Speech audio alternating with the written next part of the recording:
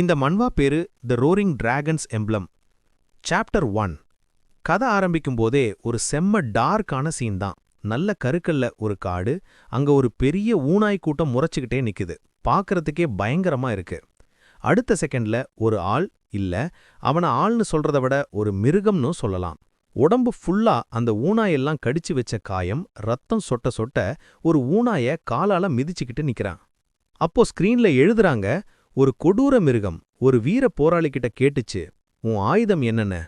அந்த போராளி யாருன்னா நம்ம ஹீரோ தான். அவனோட நுக்கே வேற லெவல்ல இருக்கு. நல்ல பாடி, முகம் ஃபுல்லா வெட்டுக்காயம், பார்க்க கிரேட்டோஸ்க்கு தம்பி மாதிரி இருக்கான். அவன் சொல்றான், என் ஆயுதமா, என் ரத்தம், என் வேர்வை, என் எலும்பு, என் சதை, இது தாண்டா என் ஆயுதம். அப்படியே அந்த செத்துப்போன ஊனாயோட உடம்ப சாப்பிட ஆரம்பிக்கிறான். அதோட எலும்பை எடுத்து ஆயுதமா யூஸ் பண்றான். சீனே கூஸ் பம்ப்ஸ் வர்ற மாதிரி இருக்கு. என் எதிரிகளை கொன்னு அவங்கள சாப்பிட்டு அவங்களே என் ஆயுதமா மாத்திக்குவேன்னு சொல்லிட்டு அந்த ஊனாய் கூட்டத்துக்குள்ள புகுந்து அடிச்சு நொறுக்குறான். இன்ட்ரோவே பயங்கரமா இருக்குல்ல. அப்புறம் கதை கொஞ்சம் அந்த உலகத்தை பத்தி எக்ஸ்பிளைன் பண்ணுது. பழைய காலத்துல ஸ்பிரிட் பீஸ்ட்ஸ்னு ஆவிசக்தி உள்ள மிருகங்கள் இருந்துச்சு அப்படின்னு சொல்றாங்க. இதுல சில நல்ல மிருகங்களுக்கு கடவுள் மனுஷ உருவத்தை கொடுத்து இன்கார்னேஷன்ஸா மாத்துனாங்க. அவங்க மக்களுக்கு நல்லது செஞ்சாங்க. ஆனா ட்விஸ்ட் இங்க தான். சில மிருகங்கள் தனக்கு கிடைச்ச சக்தியால தலக்காணை ஏறி டீமன்ஸா, யானி பேய்களா மாறிடுச்சுங்க அப்படின்னு சொல்றாங்க. கட் பண்ணா ஒரு காட்டுல ஒருத்தன் அடிபட்டு, ஐயோ காப்பாத்துங்க, யாராச்சும் வாங்கலேன்னு கத்திக்கிட்டே ஓடி வர்றான். அடுத்த சீன்ல ஒரு குரூப் ஆஃப் சோல்ஜர்ஸ் வர்றாங்க. அவங்க தான் அந்த ஓடி வந்த பையனை ஆரோ விட்டு சாச்சிடுறானுங்க. ஒரு பெரிய ஆள், அவங்க தலைவன் மாதிரி, டேய் இவன்கிட்ட ஏதாவது யூஸா இருந்தா எடுத்துட்டு சூரியன் மறையறதுக்குள்ள கேம்புக்கு கிளம்பணும், இன்னைக்கு காடு என்னமோ சரியா இல்லைன்னு சொல்றான். அவங்க அப்படியே காட்டுக்குள்ள போகும்போது ஷாக் ஆகுறாங்க. அங்க ஒரு இடம் ஃபுல்லா செத்துப்போன ஊனாய்களா கிடக்கு. என்னடா இது, ஊனாய் குரூப்புக்குள்ள சண்டை நடந்திருக்குமான்னு பேசிக்கிறாங்க. அப்பதான் அதை பாக்குறாங்க. ஒரு பெரிய மலை மாதிரி ஒரு மிருகம் செத்து கிடக்கு. அது அந்த ஊனாய் கூட்டத்தோட தலைவன், ஒரு ஸ்பிரிட் பீஸ்ட். அதுகிட்ட நம்ம ஹீரோவும் மயங்கி கிடக்குறான். ஒரு சோல்ஜர், மார்ட்டின், இந்த ஆள் எங்கிருந்துட்டா வந்தான்னு கேட்குறான். அந்த மார்ட்டின் கிட்ட போய் பார்க்க அந்த தலைவன் சொல்றான், அதெல்லாம் விடு, தேவையானதை எடுத்துட்டு போவோம். மார்ட்டின் நம்ம ஹீரோவை தொட்ட உடனே கிரகர்னு ஒரு சத்தம். ஹீரோவோட கை அந்த மார்ட்டினோட கையை இறுக்கமா பிடிச்சுக்கிடுச்சு. ஹீரோ கிட்ட குட்டியா ஒரு சிகப்பு பல்லி லிசர்ட் ஒன்று உட்கார்ந்துருக்கு. அதை பார்த்துட்டு இன்னொரு சோல்ஜர், ஹான்ஸ், சி இந்த அசிங்கமான பல்லிய பாருன்னு சொல்லி அதை கத்தியால குத்த போறான். அடுத்த செகண்ட் ஹீரோ கண்ணு முழிச்சிட்டான். கண்ணுல அனல் பறக்குது. ஹான்ஸை ஒரு கையில புடிச்சு அவன் தலையை அப்படியே நெரிச்சு நொறுக்குறான். ரத்தம் தெளிக்குது. ஸ்கிரீன் ஃபுல்லா ரெட்டு. மிச்சம் இருக்கிற ஆளுங்களை பார்த்து முறைக்கிறான். அதை தொடுறதுக்கு உனக்கு எவ்வளோ தைரியம் இருந்திருக்கணும்னு கெத்தா கேட்குறான். உங்க எல்லாரையும் கொல்ல போறேன்டா. அந்த மெர்சினரி கூட்டமே பயந்து போச்சு. அவங்க தலைவன், டேய் இவன் தான் ஹான்ஸை கொன்னுட்டான், எல்லாரும் இவனை வளைச்சிட்டுங்கடான்னு கத்துறான். ஆனா நம்பாளு கூலா, ஆமா இவன் உயிரோட தான் இருக்கான்னு சொல்றான். அப்புறம் அவங்கள பார்த்து, உங்க சாவுக்கு அப்புறம் உங்களுக்காக அழறதுக்கு யாராச்சும் இருந்தா இப்பவே பின்னாடி போயிடுங்க, ஏன்னா நான் மிருகங்களை தவிர மத்தவங்கள வெட்டுனா என் கனவுல டிஸ்டர்ப் பண்ண மாதிரி இருக்கும்னு ஒரு மாஸ் டயலாக் சொல்றான். அவங்க கேக்குறாங்களா, கொல்லுங்கடா இவனன்னு கூட சேர்ந்து அட்டாக் பண்றாங்க. ஆனா அவன் ஒரு ஆளே அந்த கூட்டத்தை பிச்சி உதறான். சரசரன்னு வெட்டு குத்து ரத்தம். ஒரு 2 நிமிஷத்துல மொத்த கூட்டமும் காலி. அந்த தலைவன் மட்டும் பயத்துல, இவன் ஒரு மான்ஸ்டர்னு நடுங்குறான். தலைவன் டென்ஷன்ல, ஃபயர், கிராஸ்போவை எடுத்து அடிங்கடான்னு கத்துறான். ஹீரோ மேல அம்பெல்லாம் பாயுது. ஆனா அவன் அசரவே இல்ல. அவன் கண்ல ஒரு மாதிரி ஆவி பறக்குது. அவன் சுத்தி ஒரு சிகப்பு கலர்ல ஆகாச சக்தி உருவாகி அவன் ஒரு பெரிய டீமன், ஒரு அசுரனா மாறிட்டான். உருவமே பார்க்க பயங்கரமா இருக்கு. அப்புறம் என்ன, அந்த அசுரன் ஃபார்ம்ல இருந்த மிச்சம் எல்லாரையும் கொன்னு குவிச்சிட்டான். சீன் கட் ஆகி ஒரு கோட்டையோட என்ட்ரன்ஸுக்கு வருது. நம்ம ஹீரோ அனந்தா, இப்பதான் அவன் பேரு தெரியுது. ஒரு வண்டி ஃபுல்லா அந்த செத்துப்போன ஆளுங்க பாடிஸோட நிக்கிறான். அங்க இருக்கிற பெரிய மனுஷன், ஒரு தலைவர் மாதிரி, யாரப்பா நீ, உன் பேர் என்னன்னு கேக்குறாரு. ஹீரோ, அனந்தான்னு பதில் சொல்றான். ஏன் இப்படி பண்ணன்னு அந்த பெரியவர் கேட்க, அனந்தாவோட பதில் தான் ஹைலைட்டே. பசிச்சிடுச்சு, கொஞ்சம் யோசிச்சு பாருங்க, அந்த நேரத்துல எப்படி இருந்திருக்கும். அங்க இருந்தவங்க எல்லாரும் ஷாக் ஆகிட்டாங்க. சார், இவங்கிட்ட என்ன பேச்சு வேண்டி கிடக்கு, நாங்க கண்ணால பார்த்தோம், இவன் ஒரு பெரிய மிருகமா மாறினத. காட்டுல செத்தவங்கள சாப்பிடுற ஒரு டீமன் பத்தி வர ரூமர்ஸ் இவனை பத்தி தானு கத்துறாங்க. அந்த ஸ்பிரிட் பீஸ்டோட உடம்ப பாருங்க, எல்லாம் கடிச்சு சாப்பிட்ட மாதிரி தான் காயம் இருக்கு. இவன் ஒரு டீமன்னு முடிவு பண்றாங்க. இதை கேட்டுட்டு நம்பாளு ஹாஹாஹான்னு சிரிக்கிறான். நீ சொல்றது உண்மையா இருந்தா ஒரு ஸ்பிரிட் பீஸ்டே சாப்பிடுற டீமனை வெறும் சங்கிலி போட்டு கட்டினா நாங்க சேஃபா இருந்துருவோம்னு நினைச்சு இப்ப பேசுறீங்களே, அத நினைச்சா சிரிப்பா இருக்குன்னு கலாய்க்கிறான். அப்போ அந்த பெரியவர்கிட்ட பேசிக்கிட்டு இருக்கும்போதே ஒரு காக்கா பறந்து வருது, அவர் கழுத்தை கொத்திட்டு போயிடுது. அவர் அங்கேயே சேர்த்துட்டார். அனந்தா கூலா சொல்றான், உங்களுக்கு ஒண்ணுமே தெரியாது, அந்த மிருகம் என்ன சாப்பிடும்னு கூட உங்களுக்கு தெரியாது. அப்பதான் அந்த பெரிய ட்விஸ்ட். அனந்தா கொன்னுட்டு வந்தானே அந்த பெரிய ஊனாய் ஸ்பிரிட் பீஸ்ட், அது உடம்பு திரும்ப உயிர் வருது. கண்ணுல சிகப்பு வெளிச்சம். அனந்தா சொல்றான், இது சாதாரண பொணம் இல்ல, இது ஒரு ஈவில் ஸ்பிரிட் கார்ப்ஸ், ஒரு டீமனோட அடிமை. அத சொல்லி முடிக்கிறதுக்குள்ள அந்த கோட்டையோட அபயாசங்கோ எமர்ஜென்சி அலாம் அடிக்குது.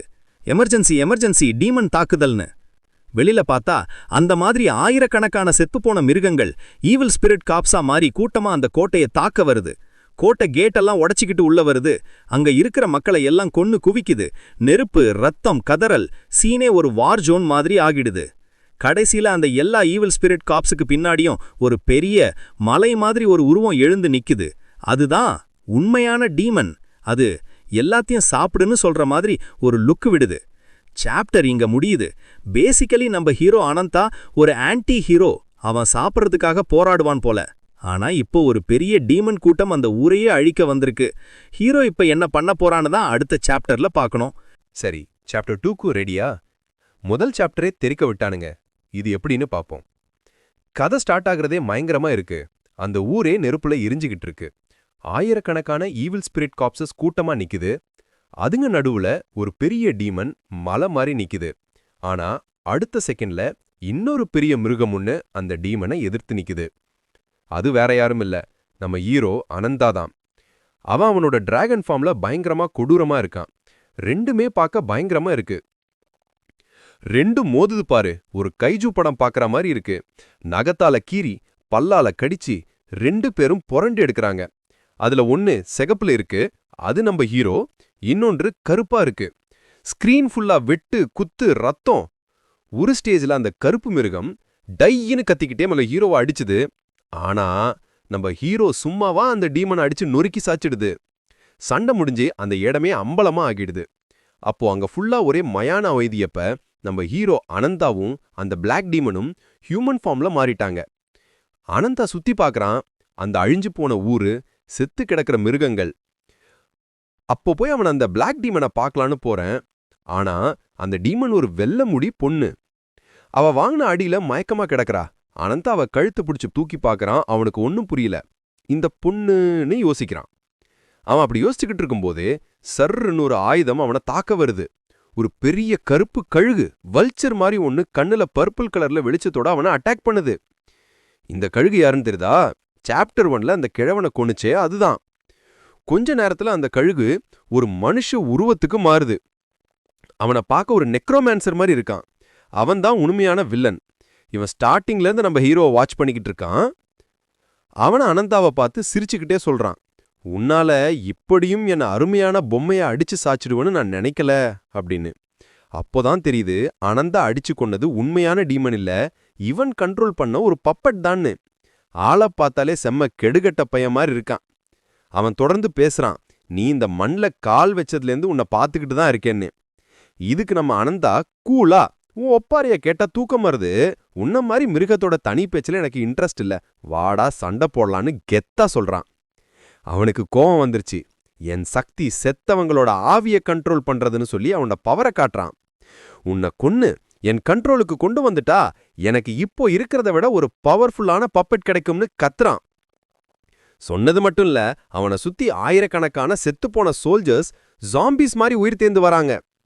அந்த அண்டட் ஆர்மி மொத்தமா அனந்தாவை சுத்தி போட்டு தாக்குது. பாவம் நம்ம ஆளு ஒருத்தனால எவ்வளவு நேரம் தான் தாங்க முடியும்? அவனை போட்டு அடிச்சு கத்தியால குத்தி அமுறுக்கி பிடிக்கிறாங்க. அனந்தாவால ஒன்னும் பண்ண முடியல. அந்த வில்லன் சிரிச்சுக்கிட்டே, என்னப்பா உன்கிட்ட வேற சக்தி ஒன்னும் இல்லையா? சரி, உன் மிருகத்தான் என்ன, உன்னால என்ன ஒன்னும் பண்ண முடியாதுன்னு கிண்டல் பண்றான். இவனுக்கு அந்த நேரத்துல இது தேவையா? அந்த ஒரு வார்த்தை கேட்டதும் அனந்தா ஒரு சிரிப்பு சிரிக்கிறான். அவன் உடம்புல இருந்து ஒரு பெரிய சிகப்பு நெருப்பு குழம்பு மாதிரி வெளியே வருது. அது அப்படியே உருமாறி ஒரு பிரம்மாண்டமான பயங்கரமான அசுரன் உருவத்துக்கு மாறுது. உடம்பு ஃபுல்லா சிகப்பு ஆவி, கண்ணுல நெருப்பு, பார்க்கறதுக்கே நடுங்குது. வில்லனோட முகம் மாறிப்போச்சு. அடங்க அம்மாலே, என் வாயாலே நானே சூனியம் வச்சுக்கிட்டேன்னு நினைக்கிறேன். அந்த அசுரன் உருவத்துல அனந்தா ஒரு பெரிய கர்ஜனை போடுறான், குவாக்னு. அந்த ஒரே சத்தத்துல அந்த வில்லனையும் அவனோட மொத்த 100 ஆர்மியும் அப்படியே விழுங்கிடுறான். உருத்தன் கூட மிச்சம் இல்ல, எல்லாம் காலி. சீம்பெட்டானா அந்த செகப்பாவி எல்லாம் அடங்கிடுது. அனந்தா திரும்ப பழைய மனுஷ உருவத்துக்கு வந்துக்கான். ஆனா இப்ப அவன் கையில அந்த வெள்ளை முடி பொண்ணு இருக்கா. அந்த ஆவியோட சக்தி பட்டோனே அவ மேல இருந்த ஏதோ ஒரு கட்டுப்பாடு நீங்கின மாதிரி தெரியுது. அவ கண்மொழிகிறா. அவ கண்ல ஏதோ ஒரு காட்சி தெரியுது. 2 ஒளிரும் சிறகுகள், 2 ஷைனிங் விங்ஸ்னு சொல்றா. அவ யாரோ சாதாரண பொண்ணு இல்ல போல, அவளுக்கும் நிறைய சக்தி இருக்கு. அவ அனந்தாவை பார்த்து, நீ யாருன்னு கேக்குறா. அதுக்கு அனந்தா சொல்றான் பாரு, அந்த சாப்டரோட ஹைலைட்டே அதுதான். அனந்தா கருப்பு டிராகனோட வம்சத்தில் வந்தவன், அதில் உயிர் பிழைத்தவன். அவன் அப்படியே தொடர்றான். இந்த உலகத்துல இருக்கிற எல்லா டீமன்களையும் விழுங்கி அந்த சிறகுகளின் இன்கார்னேஷனை கொள்பவன் சொல்லிட்டு ஒரு பார்வை பார்க்கறான். பூம், சாப்டர் முடிஞ்சுது. எப்படி ஃபர்ஸ்ட் சாப்டர்ல இவன் யாருன்னு ஒரு சஸ்பென்ஸ் வச்சாங்க, இப்போ இவன் ஒரு டிராகன் வம்சத்தவன் சொல்லி இன்னும் பெரிய சஸ்பென்ஸை கிரியேட் பண்ணிட்டாங்க. சரி, சாப்டர் 3யோட கதையை சொல்றேன். ரெடியா? லாஸ்ட் சாப்டர்ல அந்த பிளாக் டிராகன் வம்சம் டைலாகோட நிறுத்துனாங்கள, அது என்ன ஆச்சுன்னு பார்ப்போம். இந்த சாப்டர் கொஞ்சம் எமோஷ்னலாக இருக்கும், கேளு. கதை ஸ்டார்ட் ஆகுறதே அந்த மாஸான டைலாக்ல தான். நம்ம ஹீரோ அனந்தா அந்த வெள்ளை முடி பொண்ணுகிட்ட, நான்டா அனந்தா, கழுப்பு டிராகனோட வம்சம், இந்த உலகத்தில் இருக்கிற எல்லா டீமன்களையும் சாப்பிட்டு அந்த சிறகுகளின் இன்கார்னேஷனை கொல்ல போறவன்னு சொல்லிட்டு நிற்கிறான். அந்த பொண்ணு பாவம் அப்படியே ஷாக்ல உட்காந்துருக்கான். என்ன சொல்ற? கருப்பு டிராகனா? சிறகுகளா? நீ பேசுறது ஒண்ணுமே எனக்கு புரியலேன்னு முழிக்கிறா. அனந்தாவும் பார்க்கறான், இவ ரொம்ப டயர்டா மென்டலி எக்ஸாஸ்டடா இருக்கான்னு. அவ அப்படியே மயங்கி விழுந்துடுறான். அவ மயக்கத்துல விழுந்ததும் அவ மனசுக்குள்ள ஒரு ஃப்ளாஷ்பேக் ஓடுது, ஒரு கனவு மாதிரி. ஸ்கிரீன் ஃபுல்லா செகப்பும் கருப்புமா மாறுது. அவ ரத்தம் சொட்ட சொட்ட பெரிய பெரிய அசுரன்க கிட்ட இருந்து உயிர் பயத்துல ஓடிக்கிட்டு இருக்கான். ஒரு பெரிய மிருகம் அவ முன்னாடி வந்து நிக்குது. அந்த மிருகம் அவ லாஸ்ட் சாப்டர்ல ஒரு ஈவில் மான்ஸ்டர் ஃபார்முக்கு மாறினால அதான். அவ செத்தோன்னு நினைக்கும்போது சர்ருன்னு ஒரு பெரிய வெளிச்சம், 2 பெரிய சிறகுகளோட ஒரு உருவம் வருது. அப்படியே அந்த கனவு முடிஞ்சு அவ கண் முழிக்கிறான். அவ கண் முழிச்சு பார்த்தா அவ முன்னாடி ஒரு பிங்க் ஹேர் பொண்ணு நல்ல கியூட்டா ஜாலியா உட்காந்துருக்கா. ஏய், எழுந்துட்டியா? தூங்கும்போது ரொம்ப கஷ்டப்பட்ட மாதிரி இருந்துச்சு, கெட்ட கனவு ஏதாச்சும் கண்டியான்னு கேக்குறா. அப்போதான் நம்ம ஆள் அனந்தா அவன் தோள்ல இருக்கிற அந்த குட்டி சிகப்பு பல்லிக்கிட்ட ஸ்டார்ட் பண்ணன்னு சொல்றான். அந்த குட்டி பல்லி வாயை திறந்து ஒரு பெரிய நெருப்பு குழம்ப கக்கி அங்க சித்து கிடந்த எல்லா பொணத்தையும் எரிச்சிருது. பார்க்க குட்டியா இருந்தாலும் செம்ம பவர்ஃபுல் போல. அந்த பிங்க் ஹேர் பொண்ணு அனந்தா கிட்ட போய், இந்த தடவையும் ரொம்ப ஹார்ட் ஒர்க் பண்ணிருக்கீங்கன்னு சொல்லும் போதே அனந்தாவ தலையில நன்னுன்னு ஒரு கொட்டு வைக்கிறான். வாய மூடு, கேவலமான இன்ஃபோ டீலர், நீ கொடுத்த தப்பான தகவலால எனக்கு தான் வேலை ஜாஸ்தியாச்சுன்னு திட்டுறான். அப்பதான் தெரியுது இவ ஒரு இன்ஃபோர்மேஷன் புரோக்கர்னு. அவன் அப்படியே அவ காலரை பிடிச்சு என் பணத்தை கூடுன்னு கேட்குறான். அப்புறம் அந்த பிங்க் ஹேர் பொண்ணு, அவ ஒரு முயல்காது வச்ச பீஸ்ட் பர்சன், அந்த வெள்ளை முடி பொண்ணுகிட்ட, ஏய் உன் பேர் என்னன்னு கேட்குறா. அவ நாடியான்னு சொல்றா. இதை கேட்ட உடனே அந்த முயல் பொண்ணு, ஐயோயோ, அனந்தாவ மாறியே சிறகுகளால பாதிக்கப்பட்ட இன்னொரு ஆளான்னு ஷாக் ஆகுறா. நாடியாக்கு ஒன்னும் புரியல. அந்த நேரத்துல அனந்தா ஹேய்ன்னு கத்துறான். அந்த முயல் பொண்ணு ஒயிட் ஃபுட், அதுதான் அவ பேரு, கையில ஒரு காம்பஸ் மாதிரி ஒன்னை எடுத்து ஆக்டிவேட் பண்றா. திடீர்னு அவங்க நிக்கிற நிலம் பிளந்து ஒரு பெரிய பள்ளம் உருவாகுது. 3 பேரும் ஆன்னு கத்திக்கிட்டே அந்த பள்ளத்துக்குள்ள விழுகுறாங்க. நாடியா கண் முடிச்சு பார்த்தா அவங்க ஒரு பிரம்மாண்டமான ஊரத்துக்கு வந்திருக்காங்க. அங்க ஒரு பெரிய மரம் ஆகாசத்தை தொடர அளவுக்கு வளர்ந்து நல்ல வெளிச்சமா ஜொலிக்குது. அந்த ஒயிட் ஃபுட் சொல்றா, இதுதான் கேஃபேஸ், தெற்குல இருக்கிற பெரிய வியாபார நகரம். இந்த மரம் பேரு ஒயிட் லோட்டஸ்ன்னு எக்ஸ்பிளைன் பண்றா. நாடியாக்கு கோபம் வந்துடுது. நிறுத்து, என்னை காப்பாத்துனதுக்கு நன்றி, ஆனா என்கிட்ட உன் இஷ்டத்துக்கு கதை சொல்லாத. என் கேள்விக்கு முதல்ல பதில் சொல்லு. என்னை எதுக்கு இந்த தெரியாத ஊருக்கு கூட்டிட்டு வந்தன்னு பொரியிறா. அனந்தா கூலா, பெசாம என் பின்னாடி வான்னு சொல்றான். நாடியா, அதுக்கு முன்னாடி நீ துரத்துற அந்த இன்கார்னேஷன் ஆஃப் த விங்ஸ் யாருன்னு கேக்குறான். அதுக்கு அனந்தாவோட பதிலு செம்ம மாசு. ஒரு அசிங்கமான மிருகம், தன்னை கடவுள்னு நினச்சிக்கிட்டு இருக்கன்னு வெறுப்பா சொல்றான். அப்படியே பேசிக்கிட்டே ஒரு இடத்துக்கு வராங்க. அது ஒரு சந்தை மாதிரி இருக்கு, ஆனா ரொம்ப இருட்டா சோகமா இருக்கு. ஒயிட் ஃபுட் சொல்றா, நாடியா, கேஃபேஸோட அடிமை சந்தைக்கு வரவேற்கிறோம். அங்க பார்த்தா கூண்டுக்குள்ள மனுஷங்க, ஸ்பிரிட் பீஸ்ட்ஸு, அதான் ஒரு பெரிய புலிலாம் கூட அடைச்சு வச்சிருக்கானுங்க. நாடியாக்கு பார்க்கவே மனசு கஷ்டமாயிடுது. அவ ஷாக்ல, இந்த இடத்துக்கும் அந்த இன்கார்னேஷன் ஆஃப் த விங்ஸுக்கும் என்ன சம்பந்தம்னு கேட்குறான். அப்ப திடீர்னு ஒரு கலவரம். கூண்டுக்குள்ள இருந்த சில பேரை வெளியே இழுத்து போடுறாங்க. அந்த தள்ளுமுள்ளுல நாடியா கீழே விழுந்துடுறா. அவளை சுத்தி இருக்கிற அடிமைகள் எல்லாம் உயிர் பயத்துல நடுங்குறாங்க. இவங்க யாருன்னு கேட்குறா. அனந்தா சொல்றான் பாரு, அந்த சாப்டரோட ஆணியே அதுதான். பலி.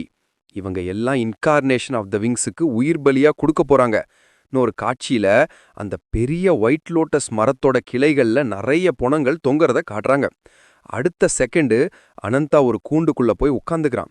கூண்டுக்குள்ள இருந்து நாடியாவை பார்த்து அவன் சொல்றான், அந்த இன்கார்னேஷன் ஆஃப் த விங்ஸை வெட்டணும்னா அவங்கள மாதிரியே நீயும் இரையா ஆகணும். இறைனா பெயிட். நீயும் இரையா ஆகணும் அப்படின்னு சொல்லிட்டு சாப்டரை அப்படியே முடிச்சிட்டாங்க. என்ன ஒரு ஷாக்கிங் ட்விஸ்ட் பாத்தியா? ஹீரோயினையே அடிமைக்குள்ள தள்ளி இரையா யூஸ் பண்ண போறானா? அடுத்த சாப்டர்ல என்ன ஆகுமோ தெரியலையே. லாஸ்ட் சாப்டர்ல நம்ம ஹீரோயின் நாதியாவே அடிமையாக்கி இரையா அந்த வில்லனை பிடிக்க பிளான் போட்டாங்கல்ல, அதோட தொடர்ச்சியா இப்ப பாக்கோம்.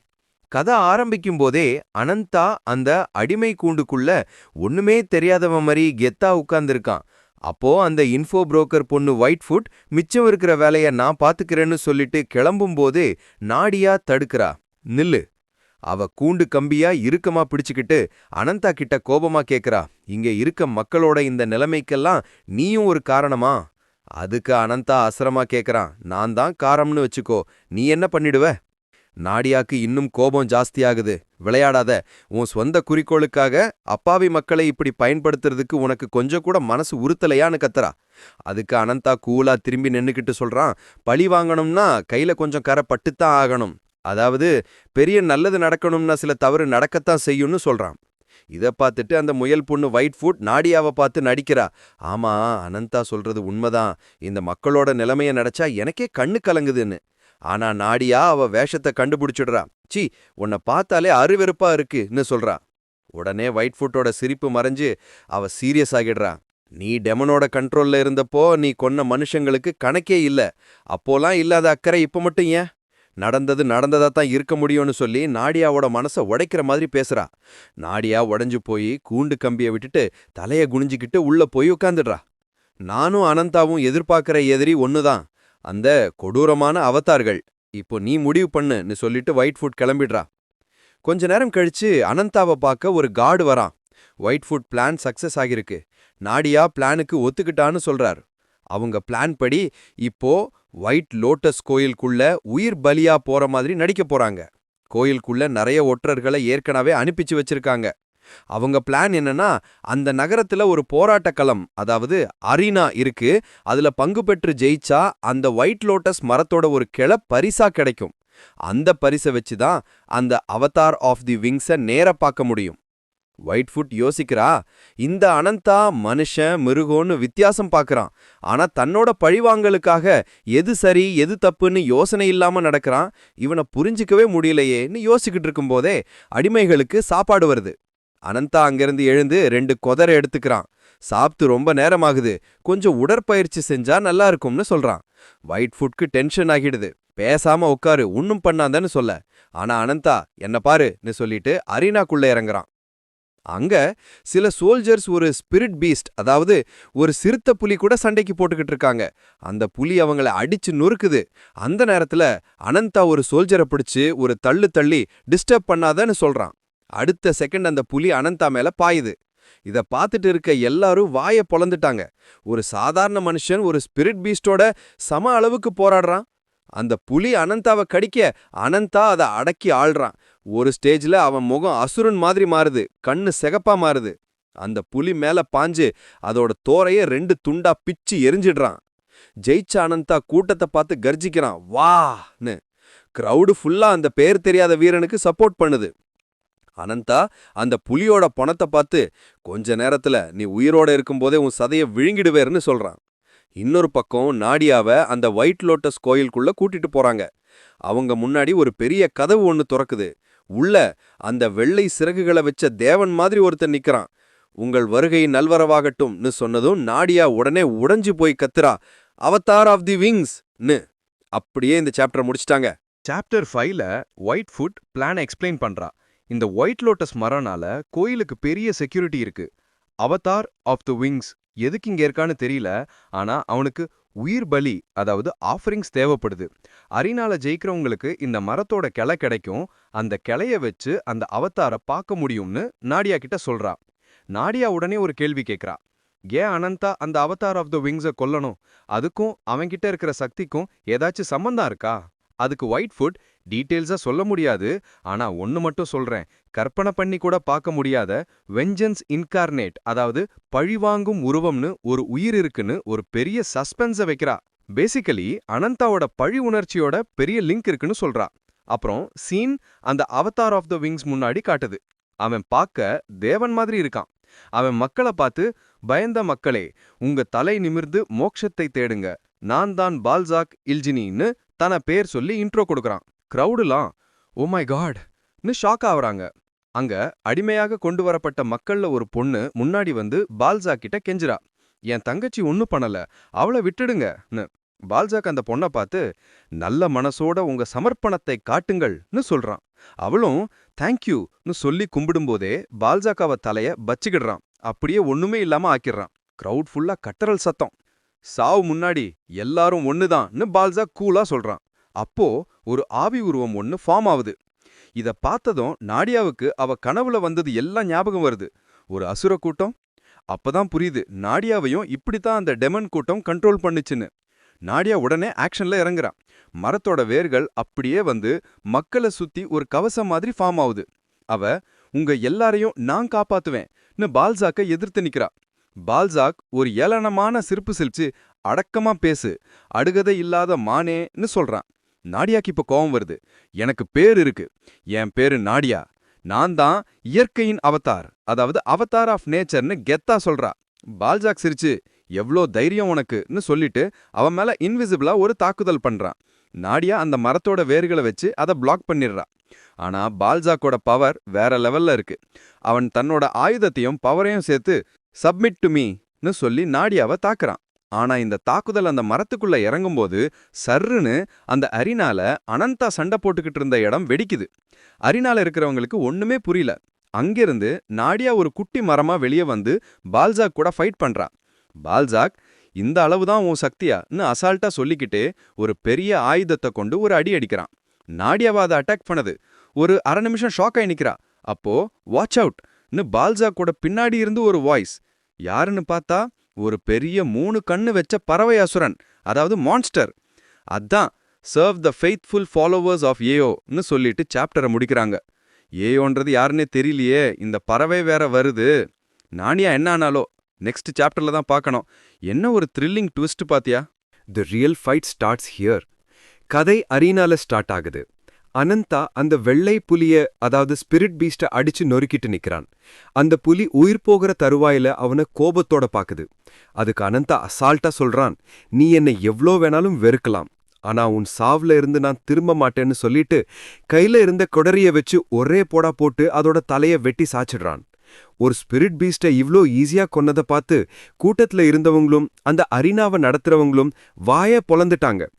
அங்க இருந்த அதிகாரிகள் பேசிக்கிறாங்க. ஐயோ, நம்ம பிளான் படி பர்னார்ட் தான் ஜெயிச்சிருக்கணும், இவன் வந்து எல்லாத்தையும் கெடுத்துட்டான், இப்போ என்ன பண்றதுன்னு. அதுக்கு அந்த தலைவர் மாதிரி இருக்கிற ஆள் சொல்றாரு, பிளான் மாறினாலும் பரவாயில்ல, எப்படியாவது அந்த மரக்கிளையே அவங்கிட்ட இருந்து வாங்கியே ஆகணும்னு உறுதியா சொல்றாரு. உடனே அரீனால அறிவிக்கிறாங்க, இந்த போட்டியோட வெற்றியாளர் முடிவு செய்யப்பட்டார். அவருக்கு விங்டு கார்டியன்ஸ் அந்த புனிதமான ஒயிட் லோட்டஸ் மரத்தோட கிளையே பரிசாலிப்பாங்க. அந்த காட்ஸும் வராங்க. அனந்தா அந்த மரக்கிளைய வாங்கும்போது அந்த தலைவர் மாதிரி இருந்தால் என்ன விலை கொடுத்தாச்சும் அதை அடையணும்னு வெறியோட நினைக்கிறாரு. கட் பண்ணா சீன் கோயிலுக்குள்ள மாறுது. அங்க நாடியா அந்த வில்லன் பால்சாக்கை எதிர்த்து நிக்கிறான். அவன் முன்னாடி ஒரு பெரிய 3 கண்ணு வச்ச பறவையாசுரன் நிக்குது. பால்சாக் ஏளனமா, இவங்க பயத்திலிருந்து விடுபடணும்னா சீக்கிரமா மோட்சத்தை கொடுக்கணும், பாவமா இல்லையா உனக்குன்னு கிண்டலா கேக்குறான். நாடியா கோபத்துல, நீ ஒன்னும் காப்பாத்த வரல, நீ சாவையும் பயத்தையும் பரப்புற ஒரு கொடூரமான பேய்னு கத்துறா. இதுக்கு பால்சாக் சிரிச்சுக்கிட்டே, உண்மையான மோட்சம் நம்பிக்கை இல்லாம போகும்போதுதான் ஆரம்பிக்கும்னு சொல்லிட்டு அந்த அடிமை மக்களை மரத்தோட வேருக்களை வச்சு அப்படியே குத்தி கிழிச்சு ஒரு ரத்த கூச்சா மாத்திடுறான். அந்த மக்களோட கதறல் சத்தம் கேட்க முடியாம பயங்கரமா இருக்கு. அவனுக்கு பின்னாடி ஒரு பெரிய அசுர உருவம் ஃபார்ம் ஆகுது. அவன் தொடர்ந்து பேசுறான். இவங்க இப்ப மரணத்தை ஜெயிச்ச அமரர்கள், அந்த ஒயிட் லோட்டஸ் மரத்துக்கு உரமா மாறுவாங்கன்னு சொல்லி அந்த கூச்சா இருந்த மனுஷங்கள ரத்தம் தெளிக்க தெளிக்க பெரிய கருப்பு பறவைகளா மாத்துறான். நாடியா உடைஞ்சு போய், நீ எத்தனை பேரை இப்படி சாப்பிட்டிருக்கேன்னு கேக்குறா. பால்ஜாக் அவகிட்ட நடந்து வந்து, என்றதுல அர்த்தமே இல்லைன்னு சொல்றான். ஒரு பெரிய பம்பு மாதிரி ஒன்னு நிலத்துல இருந்து வந்து அவ காலை சுத்திக்கிடுச்சு. அவன் நாடியா கிட்ட உன் கடைசி வார்த்தை என்னன்னு கேக்குறான். நாடியா கோபத்துல நரகத்துக்கு போன்னு கத்துறா. பால்சாக் நாடியாவை கொல்றதுக்காக தன்னோட கருப்பு கட்டிய வச்சு ஒரு அடி அடிக்கிறான். கரெக்டா அது நாடியாவை தொடுறதுக்கு முன்னாடி கிளாங்க்னு ஒரு சத்தம். ஒரு செகண்ட்ல ஒரு நிழல் வேகமா வந்து அந்த அட்டாக்கை தடுக்குது. தடுத்தது மட்டுமில்ல, அந்த வேகத்துல பால்சாக் கண்ணுக்கிட்ட ஒரு கீறல் விழுகுது. பால்சாக் உடனே ஷாக் ஆகி பின்னாடி போறான். வாய பொளந்து நிக்கிறான். தூள் பறக்குது. அங்க நம்ம ஆளு அனந்தா கையில அந்த ஒயிட் லோட்டஸ் மரக்கலையோட கெத்தா நிக்கிறான். நாடியாவும் பனந்தான்னு ஷாக் ஆகுறா. அனந்தா நாடியாவை பார்த்து அசால்ட்டா, நீ உயிரோட இருக்கிறதே உன் அதிர்ஷ்டம்னு சொல்றான். பால்சாக்கு ஆத்திரம் கலந்த ஷாக். நீ எப்படி இங்க உள்ள வந்த? அரினாலே ஜெயிச்சது நீயான்னு கேட்க அனந்தா அவனை கண்டுக்கவே இல்ல. அவன் அந்த மரத்துல கட்டப்பட்டிருக்கிற நாடியாவை தான் பார்த்துட்டு இருக்கான். ஹே நீ, அந்த இன்கார்னேஷன் ஆஃப் விங்ஸ் எங்க? எதுக்கு இந்த மரத்துல கட்டி போட்டு வச்சிருக்கன்னு கேக்குறான். இதை கேட்டதும் பால்சாக்கு உச்சி மண்டையில சுட்டுடுச்சு. அவன் கோபத்தோட, உனக்கு எவ்வளோ தைரியம், உன் நாக்க நான் என் கையாலே புடுங்கி எறிவேன்னு கத்துறான். அந்த நேரத்துல தான் அந்த பெரிய ட்விஸ்ட் வருது. அனந்த கூலா வாய மூடுன்னு சொல்றான். அவன் கண்ணெல்லாம் சிகப்பா மாறுது. பால்சாக்க பார்த்து சொல்றான், நீ இன்கார்னேஷன் ஆஃப் விங்ஸ் இல்லையே. பூம்! அப்படியே சாப்டரை முடிச்சிட்டாங்க. சாப்டர் 6ஓட எண்டிங்ல அனந்தா பால்சாக் கிட்ட நீ உண்மையான வில்லன் இல்லன்னு சொல்லி ஒரு பெரிய பாம்பை போட்டுட்டு நிறுத்தினாங்கல்ல. இப்போ அந்த சாப்டரோட கண்டினியூவேஷன். கதை ஸ்டார்ட் ஆகிறதே ஒரு சின்ன ஃப்ளாஷ்பேக்ல தான். அந்த பெரிய அரீனா தலைவர் இருந்தான்ல, அவன் பேரு பெர்ன்ஹார்ட். அவனோட சோல்ஜர்ஸை பார்த்து எல்லாரையும் அழிச்சிடுங்கன்னு ஆர்டர் போடுறான். அந்த அரீனாவே ஒரு போர்க்களமா மாறுது. எல்லாரும் ஒருத்தரை வெட்டிக்கிட்டு ரத்தம் சொட்ட சொட்ட சாவுறாங்க. பெர்ன்ஹார்ட் அந்த ஒயிட் லோட்டஸ் மரக்கிளைய பார்த்துக்கிட்டே இருக்கான். அந்த நேரத்துல தான் அந்த தலைவர் யோசிக்கிறாரு, என் பிளான் என்னன்னா, அந்த மரக்கில ஜெயிக்கிறவங்க கிட்ட போன உடனே அந்த கோயிலோட பேரியர் விலகிடும். அப்போ நான் உள்ள புகுந்து அந்த பால்சாக்க அட்டாக் பண்ணணும். ஆனா அந்த ஜெயிச்ச ஆள் அனந்தா அந்த கிளையோட காணாம போயிட்டான். இவன் எங்க போனா? இது ஏதோ ட்ராப்பான்னு நல்லா குழம்பி போய் யோசிக்கிறாரு. அவருடைய உண்மையான குறி அந்த இன்கார்னேஷன் ஆஃப் விங்ஸை கொல்றது தான். அப்போதான் அவர் மனசுல ஒரு சந்தேகம் வருது. ஒருவேளை அந்த அனந்தாவும் நம்மள மாதிரியே பால்சாக்க கொல்லதான் வந்திருப்பானோ? அப்படி யோசிக்கிட்டே அவரோட ஆளுங்க அந்த ஒயிட் லோட்டஸ் டெம்பிள் பக்கம் பார்க்க அங்க ஏதோ பெரிய சத்தம் கேக்குது. ஷாக்ல முழிக்கிறாங்க. சீன் இப்போ பிரசன்ட்டுக்கு கட் ஆகுது. அனந்தா கெத்தா அந்த பால்சாக்க பார்த்துட்டு இருக்கான். அனந்தா அவனை கிண்டல் பண்ணி சிரிக்கிறான். உண்மையான இன்கார்னேஷன் ஆஃப் விங்ஸோட அடையாளம் உனக்கே தெரியுமா? தெரிஞ்சிருந்தா நீ இப்படி போய் சொல்ல மாட்ட. அதுக்கு 3 ஜோடி வெள்ளை சிறகுகள் இருக்கும். உன்னை பார்த்தா உனக்கு சரியான சிறகுகள் கூட கிடையாது. அதுக்குள்ள இவ்ளோ பெரிய பில்டப்பா? நீ எதுக்கு இந்த ஃபேக் வேஷம் போட்டுட்டு இருக்க? நீ இப்படி அசல்ட்டா அவனோட கெத்தையே குறைக்கிற மாதிரி கேள்வி கேட்கறான். பால்சாக்கோட முகம் மாறுது பாரு. அப்படியே இறுகி போய் கோபத்தோட அனந்தாவை முறைக்கிறான். ஆனா அனந்தா இன்னும் விடாம அவனை சீண்டிடுறான். அடுத்த தடவை பொய் சொல்லும்போது கொஞ்சமாச்சும் ஹோம்ஒர்க் பண்ண கத்துக்கோ. இப்படி அசிங்கமா மாட்டிக்காத. உன்கிட்ட இருக்கிறது பெரிய வாய் மட்டும்தான். ஆனா நீ ஒரு தேவையில்லாத குப்பை. நீ ஒரு ஆளை ஒரு தேவன் மாதிரி நினைச்சுக்கிட்டு இருந்தவன ஒரு நிமிஷத்துல ஒண்ணுமில்லாம ஆக்குறான். பால்சாக்கு கோபம் தலைக்கேறிடுது. அதுக்கு மேல பொறுக்க முடியாம, உன் பேசுறதுக்கு பதில் சொல்ல கூட உனக்கு அருகதை கிடையாதுன்னு சொல்லிட்டு கையை அசைச்சு இவனை கொல்லுங்கன்னு ஆர்டர் போடுறான். சொன்னதும் தான் தாமதம். அந்த 3 கண்ணை வச்ச பெரிய பறவை அசரா சர்ருன்னு அனந்தா மேல பாயுது. இன்னொரு பக்கம் அந்த பம்பு வேற நாடியாவை கட்டி போட்டு வச்சிருந்தல்ல, அது இப்ப நாடியாவை அட்டாக் பண்ண போகுது. இப்போதான் நம்ம ஆளோட ஆட்டம் ஆரம்பிக்குது. அனந்தா உடனே அசுரனா மாறிடுறான். அவன் உருவம் அப்படியே பெருசாகி நெஞ்சில ஒரு டிராகனோட எம்பளம் தெரியுது. ஒரு கருப்பு டிராகன் மாதிரி மாறுறான். அதை பார்த்ததும் அந்த பம்பு அப்படியே பயத்துல நடுங்கி போயிடுது. பால்சாக்கோட அடிமை சோல்ஜர்ஸ், அந்த அனந்தா பலி கொடுத்த மக்கள், அவங்க கண்லாம் சகப்பா மாறுது. எல்லாரும் எழுந்து அனந்தாவை தாக்க போறாங்க. நாடியா இதை பார்த்து, இப்போ இங்கிருந்து போயிடு, அவங்கள கொல்லாதன்னு கத்துறா. அனந்தா ஒரு சின்ன அசுரர் உருவத்துல தான் இருக்கான். அவன் அந்த சோல்ஜர்ஸை பார்த்து ஒரு சின்ன கர்ஜனை பண்ணா அந்த அடிமை சோல்ஜர்ஸ் பயத்துல அப்படியே மயங்கி விழுந்துடுறாங்க. ஆனா அடுத்த செகண்ட்ல அந்த 3 கண்ணு வச்ச பெரிய பறவை அசுரன் அனந்தாவை தாக்குது. ரெண்டுமே கைஜு மாதிரி போராடுறாங்க. அந்த பறவை ஒரு பால் மாதிரி ஒரு எனர்ஜி அட்டாக் அனுப்புது. அது நாடியா மேல படும்போது அவ கைய வச்சு தடுக்கிறா. அது செம்மையா வலி கொடுக்குது. இப்போ அனந்தா அந்த அசுரங்கிட்ட நெருக்கமா போராடுறான். ஒரு அசுரன் உருவத்துல இருக்கிற கருப்பு டிராகன் வர்சஸ் 1000 கண்ணு வச்ச பறவை அசுரன். சண்டையே வேற லெவல்ல இருக்கு. ரெண்டுமே ஒண்ணு போட்டு தாக்குது, அடிச்சுக்குது, ரத்தம் பறக்குது. ஒரு ஸ்டேஜ்ல அனந்தா அந்த பறவை அசுரன் கழுத்தை இறுக்கி பிடிச்சிடுறான். ரத்தம் தெளிக்க தெளிக்க அதை தூக்கி எறிறான். சுத்தி இருந்த அந்த கோயிலோட பில்லர்ஸ்லாம் உடைஞ்சு தூளாகுது. அந்த பறவை அசுரன் கீழே விழுந்துடுச்சு. பால்சாக் ஷாக்ல பாக்குறான். நீ பலமான ஆள்தான், நான் ஒத்துக்கிறேன். ஆவிகளோட உண்மையான சக்தியை உணர நீ அருகத்தை அவனவன் தான் சொல்லிட்டு அந்த கோயிலோட சீலிங்க உடைச்சிக்கிட்டு வெளியே வரான். அவன் உருவம் இப்ப பெருசா மாறிடுச்சு. பெரிய பயங்கரமான ஒரு கருப்பு பறவை மாதிரி ஃபுல் பவர் ரிலீஸ் பண்ணிட்டான். பி கிராஷ்ட்னு சொல்லி ஒரு பெரிய அட்டாக்கை ரெடி பண்றான். அதை பார்த்துட்டு நாடியா ஷாக்ல நிக்கிறா. அது அந்த அளவுக்கு ஒரு பவர்ஃபுல்லான ஒரு அட்டாக். அந்த அட்டாக் பால்சாக்கோட ஃபுல் பவர் அட்டாக். ஒரு செகண்ட்ல அனந்தா மேல பட்டுது. பேம்னு ஒரு பெரிய எக்ஸ்ப்ளோஷன்.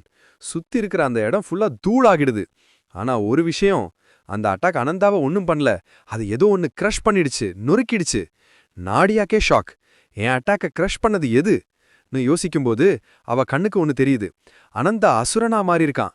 இப்போ அந்த சிகப்பு கலர் அசுரன் ஃபார்ம்ல பெரிய கருப்பு டிராகன் ஃபார்ம்ல பால்சாக்க ஃபேஸ் பண்றான். ரெண்டுமே வானத்துல பறந்துகிட்டே போராடுறாங்க. அனந்தா ஒரு ஆரிவாராலாயில் போராடுறான். அந்த பறவை அசுரனோட முடிய பிடிச்சு அடிச்சுக்கிட்டே இருக்கான். அந்த பறவையும் சும்மா இல்ல, அனந்தாவை தன்னோட பல்லால நகத்தால போட்டு தாக்குது. வாயு சண்டை, பேர் பேட்டில். அந்த அனந்தா பறக்கிற சீன்லாம் பார்க்க அப்படியே கூஸ்பம்ஸ் வரும். ஒரு ஸ்டேஜ்ல அந்த அசுர பறவையும் அனந்தாவும் மோதும்போது அனந்தாவோட பிடி கொஞ்சம் தளருது. கரெக்டா அந்த கேப்ல அந்த பறவை அசுரன் அனந்தாவோட தோள்பட்டையில பல்லால போட்டு ஒரு பெரிய காயத்தை ஏற்படுத்திடுது. அனந்தா வலியில துடிக்கிறான். ஆனா அந்த வலி அவனை இன்னும் வெறியேத்துது. It Gantt B. அந்த அசுர பறவை ஆச்சரியமா பாக்குது.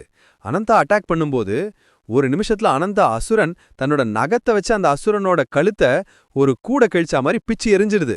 ஒரே சிங்கிள் ரெட் அட்டாக்ல. நாடியாக்கே அதை நம்ப முடியல. ஹவு குட் ஹி அந்த பறவைய ஒரு நிமிஷத்துல அப்படி ஒரு காயத்தை? Balzac shock ஆகுறான். நாடியாக்கு அந்த நிமிஷம் ஒரே சந்தோஷம். அந்த தாக்குதல் ஒர்க் ஆகிருச்சு. நான் அனந்தன பறவையே வழியில பாக்குது. அசுரத்தனமும் வழியில கத்துறான். கிரான்னு. ஹவு டேர் யூ, நீ ஒரு அருகதை இல்லாத உயிர்னு கத்துது. அந்த பறவை மேல இருக்கிற அந்த கருப்பு பறவைகள் அனந்தா மேல அட்டாக் பண்றாங்க. சாப்டர் இங்க முடியுது. என்ன ஒரு ஃபைட்ல. சரி, சாப்டர் 7ல அந்த பால்சாக்கோட அசுர பறவையும் அனந்தாவோட அசுர ஃபார்மும் மோதிக்கிட்டு நின்னாங்கல்ல, அந்த சாப்டரை பார்த்தாலே கூஸ் பம்ஸ் வந்துச்சு. ஆனா சாப்டர் 8 அதை விட 10 மடங்கு மாசா பெரிய ட்விஸ்டோட இருக்க போகுது. சாப்டர் ஸ்டார்ட் ஆகுறதே ஒரு பிரம்மாண்டமான காட்சியோட தான். நல்ல தெளிவான நீலவானம். அடுத்த செகண்ட் அந்த வானம் அப்படியே ஒரு கண்ணாடி மாதிரி கிராக்னு சத்தம் போட்டு நொறுங்கி உடையுது. அது வெடிச்சு சிதறும்போது, ஆனா அது ஒரு ஆள். உஷ்னு ஒரு பெரிய போர்ட்டல் திறக்குது. அதுக்குள்ள இருந்து ஒரு நிழல் தெரியுது. அது வெளியே வந்ததும் தான் அந்த கேரக்டரோட ஃபுல் கெட்டப் தெரியுது. ஆளை பார்த்தா ஒரு ஸ்பேஸ் காட் மாதிரி இருக்கான். உடம்பு ஃபுல்லா தங்கத்துல செஞ்ச ஆர்மர், பெரிய தலப்பா மாதிரி ஒன்று போட்டுக்கிட்டு முகம் ஃபுல்லா மறைச்சிருக்கு. அவனோட கண்ணு மட்டும் நீல நிற வெளிச்சத்துல ஜொலிக்குது. அவன் அப்படியே அந்த ஆகாசத்துல நின்னுக்கிட்டு கீழே இருக்க பூமியை பார்க்கறான். நம்ம யோசனை பண்றதுக்குள்ள அவன் சுத்தி இருந்த காலமும் இடமும் வளையுது. Space time bends. கட் பண்ணா கதை திரும்ப அந்த ஃபைட்டுக்கு வருது. லாஸ்ட் சாப்டர்ல அந்த அசுர பறவை அனந்தாவை கொல்ல போற மாதிரி நின்னுச்சுல, அங்க இருந்து தான் ஸ்டார்ட் ஆகுது. அந்த அசுர உருவன் பால்சாக் இப்போ சிறகுகளை விரிச்சுக்கிட்டு கெட்டா நிக்கிறான். பார்த்தியா இந்த மாபெரும் சிறகுகளைன்னு கர்வமா கத்துறான். நான் யாரு தெரியுமான்னு சொல்லிக்கிட்டு அனந்தா மேல பாயிறான். 2 அசுரர்களும் திரும்ப மோதுறாங்க. வாயு சண்டை நடக்குது. பால்சாக் தன்னோட கூர்மையான பல்ல வச்சு அனந்தாவோட தோள்பட்டைய பொட்டு கடிக்கிறான். ரத்தம் அப்படியே ஸ்குவாட்னு தெரிக்குது. அனந்தா வலியில துடிக்கிறான். ஆனா அதே நேரத்துல அந்த வெறியோட திருப்பி பால்சாக்க அடிக்கிறான். பால்சாக் அந்த அடியில அப்படியே பின்னாடி போய் விழுறான். அந்த கோயிலோட உடஞ்ச தூண்கள்ல இடிச்சுக்கிட்டு நிக்கிறான். பால்சாக்கு கோவம் இன்னும் ஜாஸ்தி ஆகுது. அவன் அனந்தாவை முறைச்சிக்கிட்டே சொல்றான், உன்னை சட்னி ஆக்கிடுறேன்டான்னு சொல்லிட்டு தன்னோட சிறகுகள்ல இருந்து ஆயிரக்கணக்கான கருப்பு இறகுகளை மிசைல் மாதிரி அனந்தா மேல அனுப்புறான். அந்த இறகுகள் எல்லாம் ஊசி மாதிரி அனந்தா உடம்பு ஃபுல்லா குத்துது. இத பார்த்துட்டு நடியா பயத்துல அனந்தான்னு கத்துறா. அந்த தாக்குதலோட வேகம் தாங்க முடியாம அனந்தா அப்படியே கீழே விழுறான். சுத்தி இருந்த நிலெல்லாம் அவன் விழுந்த வேகத்துல உடஞ்சு வெடிக்குது. பால்சாக் அனந்தா கீழே விழுந்து கிடக்கிறத பார்த்து ஒரு ஏளன சிரிப்பு சிரிக்கிறான். அப்புறம் சும்மா இல்ல, கீழே விழுந்து கிடந்த அனந்தாவோட உடம்பு அப்படியே அசைய ஆரம்பிக்குது. அவன் சுத்தி இருந்த சிகப்பு நிற ஆவி இப்போ கருப்பும் சிகப்புமா மாறுது. அவன் உடம்பு அப்படியே மறு உருவம் எடுக்குது. அந்த பறவை அசுரன் ஷாக் ஆகுறான். நீ என்ன உருவம் இது? வாட் இஸ் தட் அப்பியரன்ஸ்னு பயத்தோட கேட்குறான். அந்த தூள் பறக்கிற இடத்திலிருந்து அனந்தாவோட புது உருவம் வெளியே வருது. இப்போ அவன் பார்க்க இன்னும் கொடூரமா இருக்கான். நல்ல பெரிய மஸ்குலரான அசுரன் மாதிரி. உடம்பு ஃபுல்லா தருப்பு ஆவி சுத்திக்கிட்டு இருக்கு. சிகப்பு நிற பேட்டர்னோட இன்னும் பயங்கரமா இருக்கான். இதை பார்த்துட்டு அந்த ஃபைட்டை மறைஞ்சிருந்து பார்த்துட்டு இருந்த நடியா தனக்குள்ளேயே பேசிக்கிறா. அவனோட உருவம் மறுபடியும் மாறிடுச்சுன்னு ஆச்சரியமா பார்க்கறா. ஒரு நிமிஷத்துல அந்த பறவை அசுரன் முன்னாடி இருந்து காணாம போயிடுறான். பால்சாக்கு ஒன்னும் புரியல. திரும்பி பார்க்கறதுக்குள்ள அனந்தா அவன் பின்னாடி வந்து நிக்கிறான். அப்படியே ஒரு பிளர்ரா தான் தெரிகிறாரு. வேகமா ஒரு காலால பால்சாக்கை எட்டி ஒத்த கொடுக்கறாரு. அந்த பறவை அசுரன் அப்படியே மேல பறந்து கீழே விழுந்த உடஞ்ச வேர்கள்ல குத்தி நிக்கிறாரு. அனந்தா ஒரு நிமிஷம் கூட ரெஸ்ட் எடுக்காம அவனை தொடர்ந்து போட்டு தாக்குறாரு. பால்சாக் வழியில கத்துறாரு. அந்த சத்தம் அந்த இடம் ஃபுல்லா கேட்டுது. அந்த நேரத்துல தான் அனந்தாவோட பிளான் தெரியுது. அவன் மனசுக்குள்ள யோசிக்கிறான், இவன்கிட்ட அந்த ஒயிட் லோட்டஸ் மரக்கிளை இருக்கிற வரைக்கும் இவனை சாகடிக்க முடியாது. எவ்வளோ அடிச்சாலும் திரும்ப எழுந்துடுவான். இந்த சண்டை நீளமா போச்சுன்னா எனக்கு தான் கஷ்டம்னு சொல்லி அவனோட பிளான். அவன்கிட்ட இருக்கிற அந்த மரக்கிளையை வச்சு அவன் ரெக்கவரி ஆகிறதுக்குள்ள அவனை முடிக்கணும்னு. அடுத்த ஃப்ரேம்ல அனந்தா அந்த கோயிலோட சீலிங்கை பார்க்கறான். அவனுக்கு ஒரு பிளான் கிடைச்சிடுது. அவன் கீழே இருந்து வேகமா அப்படியே ஒரு ராக்கெட் மாதிரி மேலே பறந்து பேம்னு அந்த கோயிலோட கூரையை பிச்சுக்கிட்டு உள்ள போறான். அவன் செஞ்ச வேலையில இப்போ பால்சாக் தன்னோட ஃபைனல் அட்டாக்கு ரெடி ஆகுறான். அவன் உடம்பு ஃபுல்லா இப்போ பர்பிள் கலர்ல ஆவி பறக்குது. வெறியோட இருக்கான். அவன் கத்துறான், நீ விழுங்கின சாவோட எண்ணெயோட நீ வேட்டையாடப்படுவாய். By the weight of death that you have devoured, be hunted. சொல்லும் போதே அவன் பின்னாடி அவன் சாப்பிட்ட அந்த ஆயிரக்கணக்கான மக்களோட ஆவிகள் ஒன்று சேர்ந்து அந்த பர்பிள் ஆவி அந்த ஸ்கல்லோட கண்ணில் எரியுது. அந்த சீன் பார்க்கறதுக்கே பயங்கரமா இருக்கு. ஆயிரக்கணக்கான கருப்பு நிற கைகள், செத்த அடிமை மக்களோட ஆவிகள் அப்படியே ஜாம்பி மாதிரி வெளியே வருது. அந்த கோயில் ஃபுல்லா செத்த ஆவிகளோட கூட்டம். அந்த பறவை அசுரன் அனந்தாவை பார்த்து கத்துறான், என்ன இது, என்ன, வாட் இஸ் திஸ்? அந்த அசுர பறவை அந்த ஆவி கூட்டத்துல மாட்டிக்கிட்டு தவிக்கிறான். ஆன்னு வழியில கத்துறான். அந்த ஆவிகள் எல்லாம் அவன் உடம்பு ஃபுல்லா ஏறி அவனையே சாப்பிடுற மாதிரி சுத்திக்கிடுச்சு. அவனோட அசுர உருவம் அப்படியே அந்த ஆவிகளால மூடப்படுது. லாஸ்டா ஆகாசம் திரும்பவும் உடையுது. ஒரு பெரிய மனிதன் உருவத்தில் இருந்த ஆள் அனந்தாவை அப்படியே பார்த்துக்கிட்டு நிக்கிறான். சுத்தி பெரிய தங்க நிற வெளிச்சம் ஆகாசத்திலிருந்து கீழே இறங்கி வர. அதேதான் சாப்டரோட அந்த ஃபர்ஸ்ட் சீன்ல வந்தான்ல அந்த ஸ்பேஸ் காட், அவன் தான் இப்ப வெளியே வரான். அவன் கீழே இறங்கும் போது ஒரு பெரிய அளவு சக்தி வெளிப்படுது. இப்போ அந்த ஆளோட முகம் தெளிவா தெரியுது. பார்க்க கடவுள் மாதிரி இருக்கான். பால்சாக் போ அவன் அப்படியே அந்த புது ஆள் முன்னாடி மண்டி போட்டு மரியாதையோட தலை குனிஞ்சு உட்கார்ந்துக்கிறான்.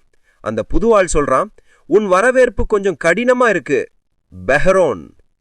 எஸ், பால்சாக்கோட உண்மையான பேரு பெஹரோன். அவன் அந்த ஆளுக்கு ஒரு அடிமை. அந்த ஸ்பேஸ் காட், அந்த ரியல் வில்லன் அப்படியே கெத்தா பால்சாக் பெஹரோன் பக்கத்துல நின்னுக்கிட்டு சொல்றான், உன்னை அழைத்து செல்ல நான் இங்க வந்துள்ளேன். I'm here to escort you. அவன் நடியாவை பார்த்து சொல்றான், நீதான் சிறகுகளின் உருவம். You are the incarnation of wings. Boom.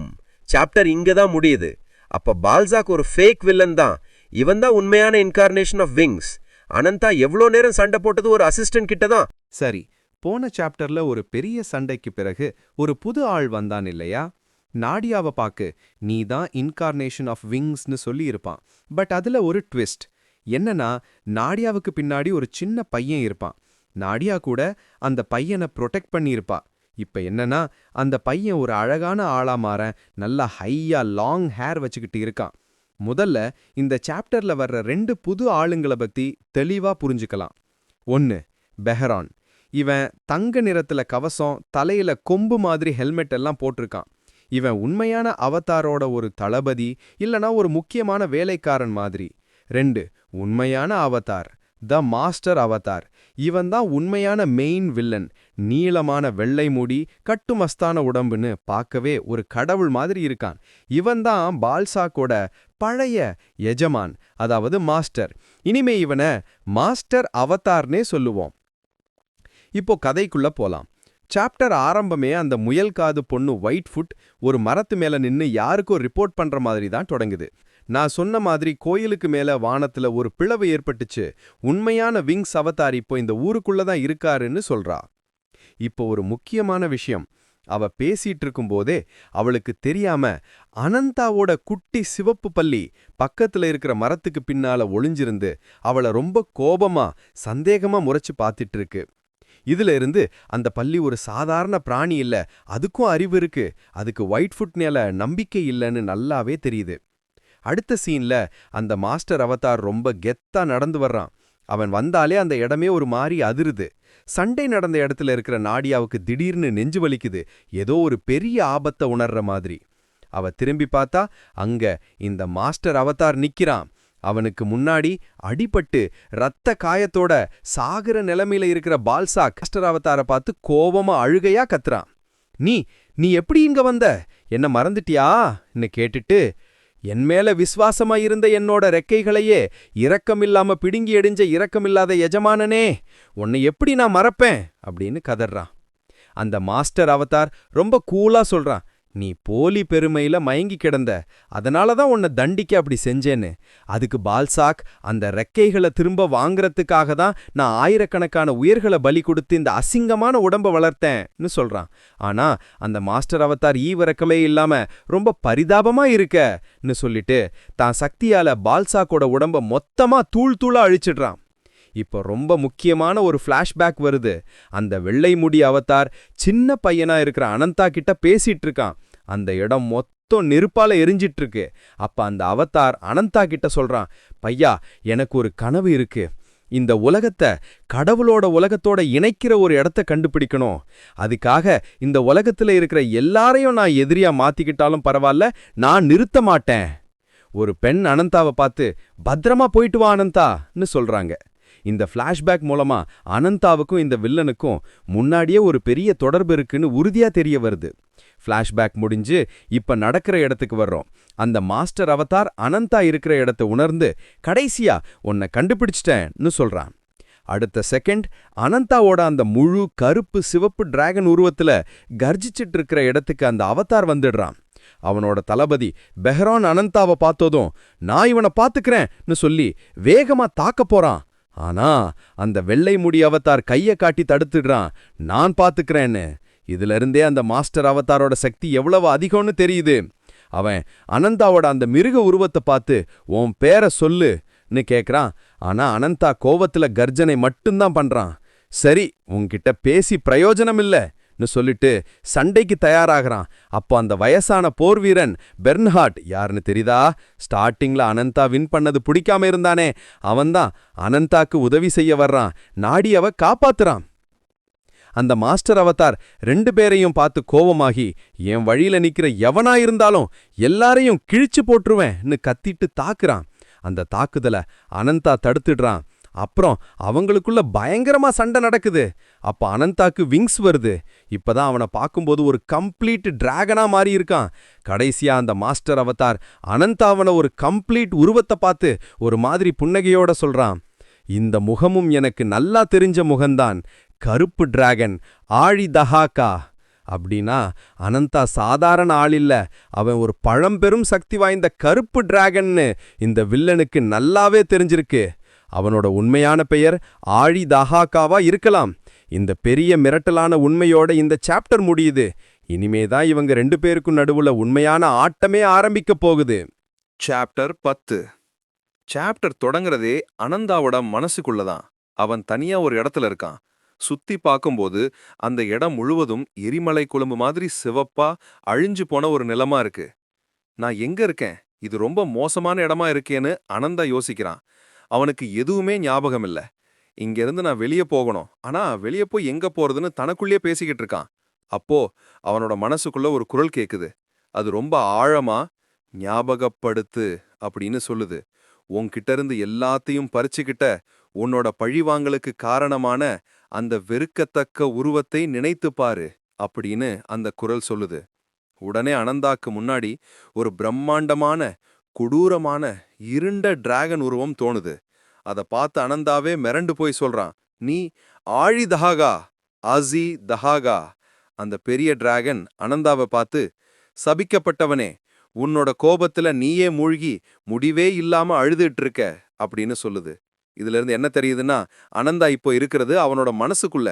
அவனோட கோபமும் பழிவாங்கும் உணர்வும் அவனையே தாக்குற மாதிரி ஒரு சீன் இது. கட் பண்ணா நிஜ உலகத்துல அனந்தா அவனோட டிராகன் உருவத்துல பைத்தியம் பிடிச்ச மாதிரி தான் கண்ணு முன்னாடி இருக்கிற எல்லாரையும் தாக்குறான். அந்த மாஸ்டர் அவதார் இத பார்த்து அவனுக்கு என்ன சுயநினைவு போய் ஒரு வெறி பிடிச்ச மிருகம் மாதிரி மாறிட்டானா, ரொம்ப பரிதாபமா இருக்கேன்னு சொல்லிட்டு சண்டைக்கு தயாராகிறான். அவனோட தளபதி பெஹரோன் அந்த மாஸ்டர் அவதாரோட சேர்ந்துக்கிறான். இப்போ 2 பெரிய வில்லன்களும் ஒன்னு சேர்ந்து அனந்தாவோட மோதுறாங்க. அனந்தா தன்னோட டிராகன் உருவத்திலிருந்து பயங்கரமா நெருப்பு கக்க அத பெஹரோனும் மாஸ்டர் அவதாரும் அவங்களோட சக்தியை வச்சு தடுக்கிறாங்க. அந்த சண்டை ரொம்ப பிரம்மாண்டமா இருக்கு. சண்டைக்கு நடுவுல அந்த வயதான போர் வீரன் பெர்ன்ஹார்ட் தன் கோடாரியோட வந்து மாஸ்டர் அவதாரன் நேருக்கு நேர மோதுறான். அவரோட வீரத்தை பார்த்து மாஸ்டர் அவதாரே, நீ என்னோட எதிரியா இருந்தாலும் உன்னை பார்த்தா எனக்கு பாராட்டணும்னு தோணுது பெர்ன்ஹார்ட் அப்படின்னு சொல்றான். அதுக்கு பெர்ன்ஹார்ட், நான் என் நண்பர்கள் வர்ற வரைக்கும் காத்துட்டு இருக்க முடியாது, நான் இங்கேயே சாகிற வரைக்கும் சண்டை போடுவேன்னு சொல்லிட்டு தாக்குறான். ஆனா மாஸ்டர் அவதார் ரொம்ப சுலபமா பெர்ன்ஹார்ட்டை ஒரே அடியில அடிச்சு தூக்கி வீசிடுறான். அப்போதான் நம்ம நாடியாவரா அடிபட்டாவ, உன்னோட பழைய உருவத்துல இருந்து நீ எவ்வளவு மாறிட்ட இல்லையா அப்படின்னு மாஸ்டர் அவதாரை பார்த்து கேக்குறா. அதுக்கு மாஸ்டர் அவதார், நான் அவனை சந்தித்தேன் அப்படின்னு சொல்றான். இதுல இருந்து நாடியாவுக்கும் இந்த மாஸ்டர் அவதாருக்கும் முன்னாடியே பழக்கம் இருக்குன்னு தெரிய வருது. மாஸ்டர் அவதார் நாடியா கிட்ட அவளோட சக்தியை பத்தி பேசுறான். நீயும் அந்த பெரிய மரத்தால தேர்ந்தெடுக்கப்பட்டவதான்னு சொல்லிட்டு தான் சக்தியை காட்டுறான். அவன் உடம்புல இருந்து பயங்கரமா மின்னல் வருது. அவன், ஆயிரக்கணக்கான உயிர்களை பலி கொடுத்து ஒரு கூண்டில் அடைக்கப்பட்ட என் சகோதரனே, உன் பெயர் என்ன அப்படின்னு கேக்குறான். அந்த மின்னலுக்குள்ள இருந்து ஒரு உருவம் வெளியே வருது. அது ஒரு சின்ன பையன் மாதிரி இருக்கு. ஆனா அவனோட கண்கள் சிவப்பா பார்க்கவே பயங்கரமா இருக்கு. அந்த பையன் சொல்றான், ஜிஸ் ஜிஸ் அப்படின்னு. ஜிஸ் வெளியே வந்த உடனே ஒரு பயங்கரமான வேகத்துல அனந்தாவோட டிராகன் உருவத்தை தாக்குறான். அவனோட தாக்குதல் ரொம்ப பவர்ஃபுல்லா இருக்கு. அவன் அனந்தாவை சுத்தி சுத்தி வந்து தாக்க அனந்தா நிலை குலைஞ்சு போறான். இப்போதான் முக்கியமான திருப்புமுனை. அடி வாங்கிட்டு இருக்கிற அனந்தாவோட டிராகன் வாய்க்குள்ள ஒரு பெரிய நெருப்பு பண்டு உருவாகுது. அனந்தா தான் அந்த தாக்குதலை தயார் பண்றான். அந்த பையன் ஜிஸ் இத பார்த்துட்டு பயப்படாதன்னு சொல்ற மாதிரி ஒரு ரியாக்ஷன் கொடுக்கறான். உடனே அனந்தா தான் வாயிலிருந்து ஒரு பிரம்மாண்டமான நெருப்பு பண்ட ஜிஸ் மேல ஏவுறான். அந்த தாக்குதலோட பேரு செலஸ்டியல் ஜேட் அப்ளேஸ். ஆனா அந்த தாக்குதல் ஜிஸ் மேல படுறதுக்கு முன்னாடி மாஸ்டர் அவதார் குறுக்க வந்து தன் ஒற்றை கையால் அந்த பெரிய தாக்குதலை சர்வசாதாரணமா நிறுத்திடுறான். அப்புறம், வானத்துல உனக்கு இடமில்லை, வெளிச்சம் உண்டாகட்டும் அப்படின்னு சொல்லிட்டு ஒரு பிரம்மாண்டமான ஒளி சக்தியை வானத்திலிருந்து அனந்தா மேல இறக்குறான். அந்த ஒளி தாக்குதல் அந்த இடத்தையே அழிகிற அளவுக்கு சக்தி வாய்ந்ததா இருக்கு. அது நேர அனந்தா மேல பட்டு அந்த இடம் மொத்தம் ஒரு பெரிய வெளிச்சத்தால மூழ்கிடுது. சண்டை முடிஞ்சதும் ஒயிட் ஃபுட் அவளோட இடத்துல இருந்து பேசுறா. ஒயிட் மரத்து கோயிலுக்கு மேல நடந்த சண்டைக்கு அப்புறம் அந்த ஒயிட் மரம் அழிஞ்சு போறத நான் பார்த்தேன். பழிவாங்கலுக்காக நம்ம நம்பி இருந்த கடைசி ஆயுதமான அனந்தா தோத்துட்டான் அப்படின்னு சொல்லி முடிக்கிறா. கடைசி சீன்ல அனந்தா அடிபட்டு ரத்த காயத்தோட தரையில மனுஷ உருவத்துல மயக்கிங் கிடக்கிற மாதிரி காட்டுறாங்க. இந்த பெரிய தோல்வியோட இந்த சாப்டர் முடியுது. சாப்டர் 11. இந்த சாப்டர் முழுக்க முழுக்க ஒரு ஃப்ளாஷ்பேக். அனந்தாவோட சின்ன வயசுல என்ன நடந்தது, அவன் எப்படி அந்த மாஸ்டர் அவதார சந்திச்சான்னு காட்டுறாங்க. கதை தொடங்குறதே ஒரு பெரிய பாலைவனத்துல தான். குட்டி சிவப்பு பல்லி அவனை பின்தொடர்ந்து வருது. அப்போ ஒரு கூட்டம் காட்டு நாய்கள் அந்த குட்டி பல்லிய சுத்தி வளைச்சிடுது. அந்த பல்லி பயந்து கத்துது. உடனே அனந்தா கோபமா தள்ளி போங்கடான்னு கத்திட்டு அந்த நாய்களை தாக்க ஆரம்பிக்கிறான். ஒரு சின்ன பையனா இருந்தாலும் அவன் ரொம்ப தைரியமா சண்டை போடுறான். சண்டை போட்டுட்டு அந்த பல்லிய பார்த்து, ஏய், நீ ஏன் என்னையே சுத்தி சுத்தி வர, உங்ககிட்ட சாப்பிட்றதுக்கு கூட எதுவும் இல்லன்னு கேக்குறான். அப்புறம், போ இங்கிருந்து போயிடுன்னு சொல்லி விரட்ட பாக்குறான். ஆனா அந்த குட்டி பல்லி திடீர்னு தன் வாயிலிருந்து ஒரு சின்ன நெருப்ப கக்குது. அதை பார்த்து அனந்தா ஷாக் ஆயிடுறான். மூச்சு விடுறியா, அப்போ நீ அப்படின்னு யோசிச்சுட்டு இருக்கும்போதே அந்த பாலைவனத்துல ஒரு பெரிய ராட்சச மிருகம் வைவன் மாதிரி திடீர்னு தோன்றி அனந்தாவையும் அந்த பல்லியவும் தாக்குது. அந்த பெரிய மிருகம் அனந்தாவை துரத்த அவன் தன் உயிரை காப்பாத்திக்க ஓடுறான். அந்த மிருகம் அவனை அடிச்சு தூக்கி வீசுது. அனந்தா நிலத்தடு மாதிரி கீழே விழ போகும்போது அங்கே மரத்தடையில ஒருத்தர் அமைதியா உட்கார்ந்துருக்காரு. அது வேற யாரும் இல்ல, நீளமான வெள்ளை முடியோடு இருக்கிற நம்ம மாஸ்டர் அவதார் தான். அந்த ராட்சச மிருகம் அனந்தாவை மறுபடியும் தாக்க வருது. இப்போ அனந்தா தன் 2 கோடாரிகளையும் எடுத்துக்கிட்டு, முடிஞ்சா வாடா, கருப்பு டிராகனோட வாரிசோட சக்தியை உனக்கு காட்டுறேன்னு சண்டைக்கு தயாராகிறான். ஆனா அந்த மிருகம் அவனை தாக்குறதுக்கு முன்னாடியே அந்த மாஸ்டர் அவதார் கண்ணாலேயே அந்த மிருகத்தை மிரட்டி பயந்து ஓட வச்சிடுறாரு. அப்புறம் அவர் அனந்தா கிட்ட வந்து ரொம்ப அமைதியா, தம்பி நீ நலமான்னு கேக்குறாரு. அனந்தா அந்த நாள்ல அவரை சந்திச்சதுக்கு அப்புறம் என் வாழ்க்கை மொத்தமா மாறிடுச்சுன்னு சொல்றான். அந்த மாஸ்டர் அவதார் அனந்தாவை ஒரு பழங்குடி கிராமத்துக்கு கூட்டிட்டு வராரு. அங்க இருக்கிற மக்கள் அனந்தாவை பார்த்ததும் அனந்தா வந்துட்டான்னு சந்தோஷப்படுறாங்க. ஆனா அவங்க அந்த மாஸ்டர் அவதாரை பார்த்து அவங்க பக்கத்துல இருக்கிறது யாருன்னு யோசிக்கிறாங்க. அனந்தாவோட அக்கா நூனா, ஆஷிதா வேகமா ஓடி வந்து, அனந்தா எங்க இவ்ளோ நாள் போயிருந்த? அந்த ஆவி உலகத்துக்குள்ள தனியா சுத்த போனியா? ஏதாவது பெருசா இருந்தா என்ன பண்றதுன்னு கோபமாவும் பாசமாவும் திட்டுறா. அப்புறம் அந்த மாஸ்டர் அவதார பார்த்து நீங்க யாருன்னு கேட்கும்போது திடீர்னு அவளுக்கு இருமல் வந்து ரத்தம் வருது. அவளுக்கு உடம்பு சரியில்லைன்னு தெரியுது. அனந்தா பதறி போய், அக்கா உனக்கு ஒன்னும் இல்லையேன்னு கேட்க எல்லாரும் சேர்ந்து வீட்டுக்குள்ள போறாங்க. அந்த கிராமத்தோட தலைவர் மாஸ்டர் அவதார வரவேற்பிட்டு, நீங்க எங்க ஆளு ஒருத்தனுக்கு உதவி செஞ்சிருக்கீங்க, அதனால நீங்க நல்லா ஓய்வு எடுத்துட்டு போகலாம் மாஸ்டர் ரியூன்னு சொல்றாரு. அப்பதான் மாஸ்டர் அவதாரோட பேரு ரியூன்னு நமக்கு தெரியுது. அந்த தலைவர் அனந்தா கிட்ட சொல்றாரு, மாஸ்டர் ரியூ இங்க தங்குற வரைக்கும் நீதான் அவருக்கு உதவி பண்ணணும். ரியூ அந்த தலைவர்கிட்ட, நான் ஒரு ஆராய்ச்சியாளன் எக்ஸ்பிளைன் பண்றாரு. நான் இந்த மாதிரி கரடு முரடான காட்டு பகுதியில இங்க இருக்கிற பழக்க வழக்கங்கள் அவதாரங்கள் பத்தி ஆராய்ச்சி பண்ணிட்டு இருக்கேன் அப்படின்னு சீன் முடிஞ்சிட்டு. அவர் ஒரு மேப் எடுத்து காட்டி, நான் இந்த கண்டம் முழுவதும் பல வருஷமா பயணம் செஞ்சு பல புராண கதைகளை தேடிட்டு இருக்கேன். இந்த சிவந்த பாலைவனத்துல சொல்லப்படுற ஒரு கடவுளை பத்தி ஒரு கதையை துரத்திட்டு தான் இங்க வந்தேன்னு சொல்றாரு. அந்த தலைவர் கேக்குறாரு, நீங்க தேடி வர்ற கடவுள் யாரு? அதுக்கு மாஸ்டர் ரியூ ரொம்ப அழுத்தமா அந்த பேரை சொல்றாரு, ஆழி தஹாகா. அவர் தொடர்ந்து சொல்றாரு, கடவுள்களால் சக்தி கொடுக்கப்பட்ட 6 அவதாரங்கள்ல இவன் தான் மிக பெரியவன், ரொம்ப சக்தி வாய்ந்தவன், பயத்தோடும் பக்தியோடும் வணங்கப்படுறவன் அந்த ராட்சச அவதாரம், த பிளாக் டிராகன் ஆழி தஹாகா அப்படின்னு சொல்லும்போதே அனந்தாவோட கண்ணு மேலதான் கேமரா ஃபோக்கஸ் ஆகுது. இந்த பிளாஷ்பேக் மூலமா மாஸ்டர் அவதார் சின்ன வயசு அனந்தாவை பார்த்து அவன் தான் தேடிட்டு இருக்குங்கிறத உணராமலேயே அவங்கிட்டயே அவனை பத்தி பேசிட்டு இருக்காங்கிற ஒரு பெரிய ட்விஸ்டோட இந்த சாப்டர் முடியுது.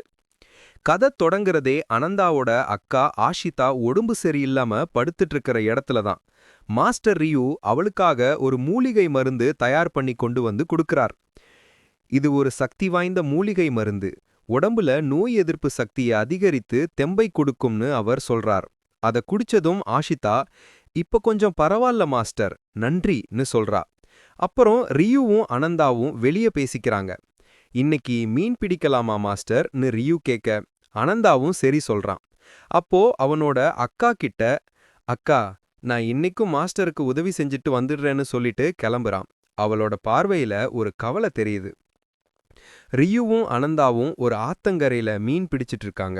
அப்போ ரியூ அனந்தா கிட்ட கேக்குறார், நீங்க ஊருக்கு வந்து ஒரு வாரம் ஆகுதில்ல மாஸ்டர், நீங்க தேடி வந்த கருப்பு டிராகனை பத்தி ஏதாவது தகவல் கிடைச்சதா? அதுக்கு ரியூ சொல்றார், பெரிய முன்னேற்றம் எதுவும் இல்ல.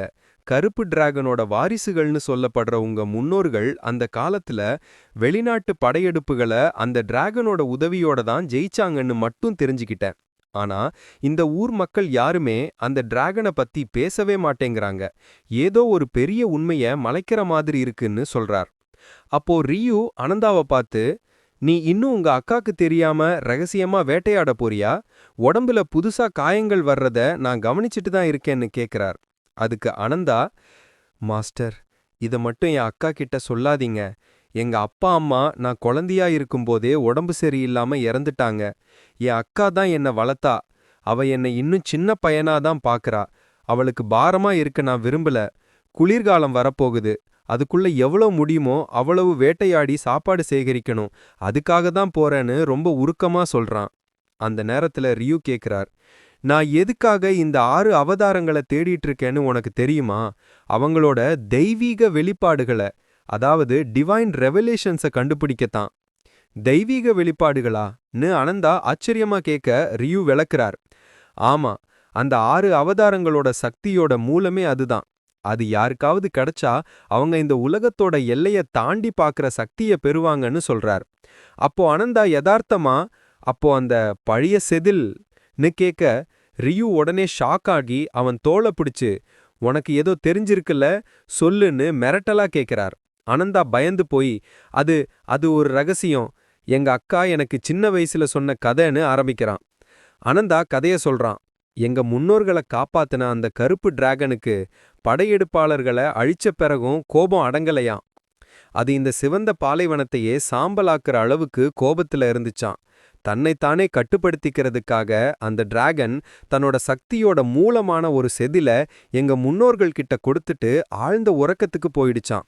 அந்த செதில காப்பாத்துறதுக்காக தான் எங்க முன்னோர்கள் டிராகனின் பள்ளத்தாக்குங்கிற ஒரு கோவில கட்டி அதை இந்த ஊரோட போர்வீரர்கள் பாதுகாத்து வராங்க. இத சொன்னதும் அனந்தா, என்னோட மாணவனா இருந்தும் இதுக்கு மேல உங்களால போக முடியாது மாஸ்டர், மன்னிக்கணும்னு சொல்றான். ஆனா ரியூ அவனை பார்த்து ஒரு மாதிரி புன்னகை செஞ்சு, சரி உனக்கு கஷ்டமா இருந்தா விட்டுடு, நீ வேற ஏதாவது இடத்துக்கு என்னை கூட்டிட்டு போன்னு கேக்குறார். கடைசி ட்விஸ்ட். 2 பேரும் ஒரு உயரமான மலையுச்சிக்கு போறாங்க. அங்க போனதும் ரியூ அனந்தா கிட்ட சொல்றார், உங்க அக்காக்கு உடம்பு சரியில்லாம போனதுக்கு காரணம் என்னன்னு நீ என்னைக்காவது யோசிச்சிருக்கியா? அது அந்த கருப்பு டிராகனோட சாபத்தால தான். என்னன்னு அனந்தா ஷாக் ஆகி கேட்க ரியூ தொடர்றார், ஆமா, அந்த கருப்பு டிராகன் சாபம் மற்றும் மரணத்தோட கடவுளுக்கு சேவை செய்யற ஒரு அரக்கன். அது தன் சாபத்தை அடுத்த தலைமுறைக்கு கடத்துறதுக்காக தான் உங்க எல்லாரையும் ஒரு கருவியா பயன்படுத்திக்கிச்சு. உங்க அப்பா அம்மா இறந்ததுக்கும் உங்க அக்கா இவ்வளவு நாள் கஷ்டப்படுறதுக்கும் காரணம் அந்த கருப்பு டிராகன் தான். ஆனா நீங்க எல்லாரும் அந்த டிராகனை கடவுள்னு நினைச்சிட்டு இருக்கீங்க. அனந்தா கோபமா, நீங்க எப்படி இவ்ளோ சுலபமா கருப்பு டிராகன் மேல பழிய போடுறீங்கன்னு கேக்குறார். ரியூ ரொம்ப உறுதியா அழுத்தம் திருத்தமா சொல்றார், ஏன்னா நடந்த எல்லாத்துக்கும் காரணம் அந்த கருப்பு டிராகன் தான். இந்த அதிர்ச்சியான உண்மையோட ஒரு பெரிய சதியை வெளிப்படுத்துற மாதிரியான ஒரு மிரட்டலான பார்வையோட இந்த சாப்டர் முடிவடையுது. மாஸ்டர் ரியோவோட உண்மையான நோக்கம் என்னங்கிற கேள்வி நம்ம மனசுல எழும்புது. கதை தொடங்குறது ராத்திரி நேரத்துல தான். அனந்தாவோட அக்கா ஆஷிதா அனந்தா படுக்கையில இல்லாதத பார்த்து கவலையோட அவனை தேடி வர்றா. உட்காந்து வானத்தை பார்த்துட்டு இருக்கான். கட் பண்ணா கதை மாஸ்டர் ரியூ பக்கம் போகுது. அனந்தா சொன்ன ரகசியத்தை வச்சு ரியூ ராத்திரியோட ராத்திரியா அந்த டிராகனின் பள்ளத்தாக்கு கோயிலுக்கு போறான். அங்கே இருக்கிற பழங்குடி ஓர் வீரர்கள் அவனை தடுத்து நிறுத்துறாங்க. யார் நீ? இங்கே பஸ்தோரோன்யே, அந்நியர்கள் உள்ள வரக்கூடாதுன்னு மிரட்டுறாங்க. ஆனா ரியூ கண்ணசைக்கிற நேரத்துல அவங்க எல்லாரையும் ஒரே நொடியில தாக்கி வீழ்த்திடுறான். அவனோட சக்தி பயங்கரமா இருக்கு. அந்த நேரத்துல ஒரு பாறைக்கு பின்னால இருந்து சின்ன வயசு அனந்தா ஒளிஞ்சு ஒளிஞ்சு வெளியே வரான். அவன் கையில ஒரு பூ மாதிரி ஒளிரும் பொருள் இருக்கு. அந்த பொருளோட வெளிச்சத்துல தான் ரியூ போர் வீரர்களை வீழ்த்தினத பாக்குறான். அனந்தா மிரண்டு போறான். எவ்வளவு பலசாலி, ஒரே நொடியில எல்லாரையும் வீழ்த்திட்டாரேன்னு நினைக்கிறான். ரியூ வெளியே வான்னு அனந்தாவை கூப்பிட அவன் தயங்கிட்டே வரான். 2 பேரும் அந்த கோயில் கதவுக்கு முன்னாடி வராங்க. சீக்கிரம் வா, விடியறதுக்குள்ள வேலையை முடிக்கணும்னு சொல்லிட்டு 2 பேரும் உள்ள போறாங்க. கோயிலுக்கு உள்ள செவருல ஒரு பெரிய கருப்பு டிராகனோட சின்னம் இருக்கு. அதுக்கு கீழே ஒரு பெரிய பெட்டி இருக்கு. அத பார்த்ததும் அனந்தா கையில வச்சிருக்கிற அந்த ஒளி வீசும் பொருள் இன்னும் பிரகாசமா மாறுது. மாஸ்டர், இது என்னன்னு அனந்தா பயத்தோட கேட்க ரியூ ஒரு மாதிரி கெட்டதா சிரிக்கிறான். அவன், பயப்படாத, எல்லாம் என் பிளான் படிதான் நடக்குதுன்னு சொல்லிட்டு அந்த பெரிய பெட்டியை திறக்கிறான். பெட்டிக்குள்ள டிராகனோட செதில்கள் வட்ட வடிவுல அடுக்கி வச்சிருக்கு. ஆனா அதுல ஒரே ஒரு செதில் மட்டும் தலைகீழா வச்சிருக்கு. அதுதான் அந்த ரிவர்ஸ் ஸ்கேல். டிராகனோட முழு சக்தியும் அதோட பலவீனமும் அடங்கியிருக்கிற இடம். ரியூ ரொம்ப சந்தோஷமா, இதுக்கெல்லாம் காரணம் நீதான் பையா, உனக்கு என் மனமார்ந்த பாராட்டுக்கள்னு சொல்றான். அப்பதான் அனந்தாவுக்கு ரியூ தன்னை ஏமாத்திட்டான்னு புரியுது. அவன் அப்பாவியா கேட்கறான், மாஸ்டர், நான் நீங்க சொன்ன மாதிரி செஞ்சா என் அக்காவோட அசுகம் நோய் குணமாயிடும்னு சொன்னீங்களே, நான் உங்களை நம்பலாமா? அதுக்கு ரியூ முகத்துல ஒரு சின்ன முகமுடி போட்டுக்கிட்டு தன்னோட உண்மையான உருவத்தை காட்டி மனசுக்குள்ள நினைக்கிறான், மனுஷங்க ஏன் இப்படி முட்டாளா இருக்காங்க? அப்போதான் அனந்தாவுக்கு பூரா முழுசா புரியுது ரியூ தன்னை ஏமாத்திட்டான். அவன் ரியூவை கோபமா பார்த்து மாஸ்டர்னு கேட்க ரியூ சொல்றான், நீ செஞ்ச காரியத்தோட விளைவுகளை சந்திக்க நேரம் வந்தாச்சு. அவன் அந்த ஒளி வீசும் பூவை அனந்தா கிட்ட இருந்து அது அந்த ரிவர்ஸ் ஸ்கேல் மேல வைக்கிறான். என்ன பண்றீங்க மாஸ்டர்னு அனந்தா கத்துறதுக்குள்ள அந்த பூவும் செதிலும் ஒன்னு சேர்ந்து ஒரு பெரிய ஒளி உருவாகுது. அந்த ஒளியிலிருந்து ரியூ ஏதோ ஒரு சக்தியை எடுக்கிறான்.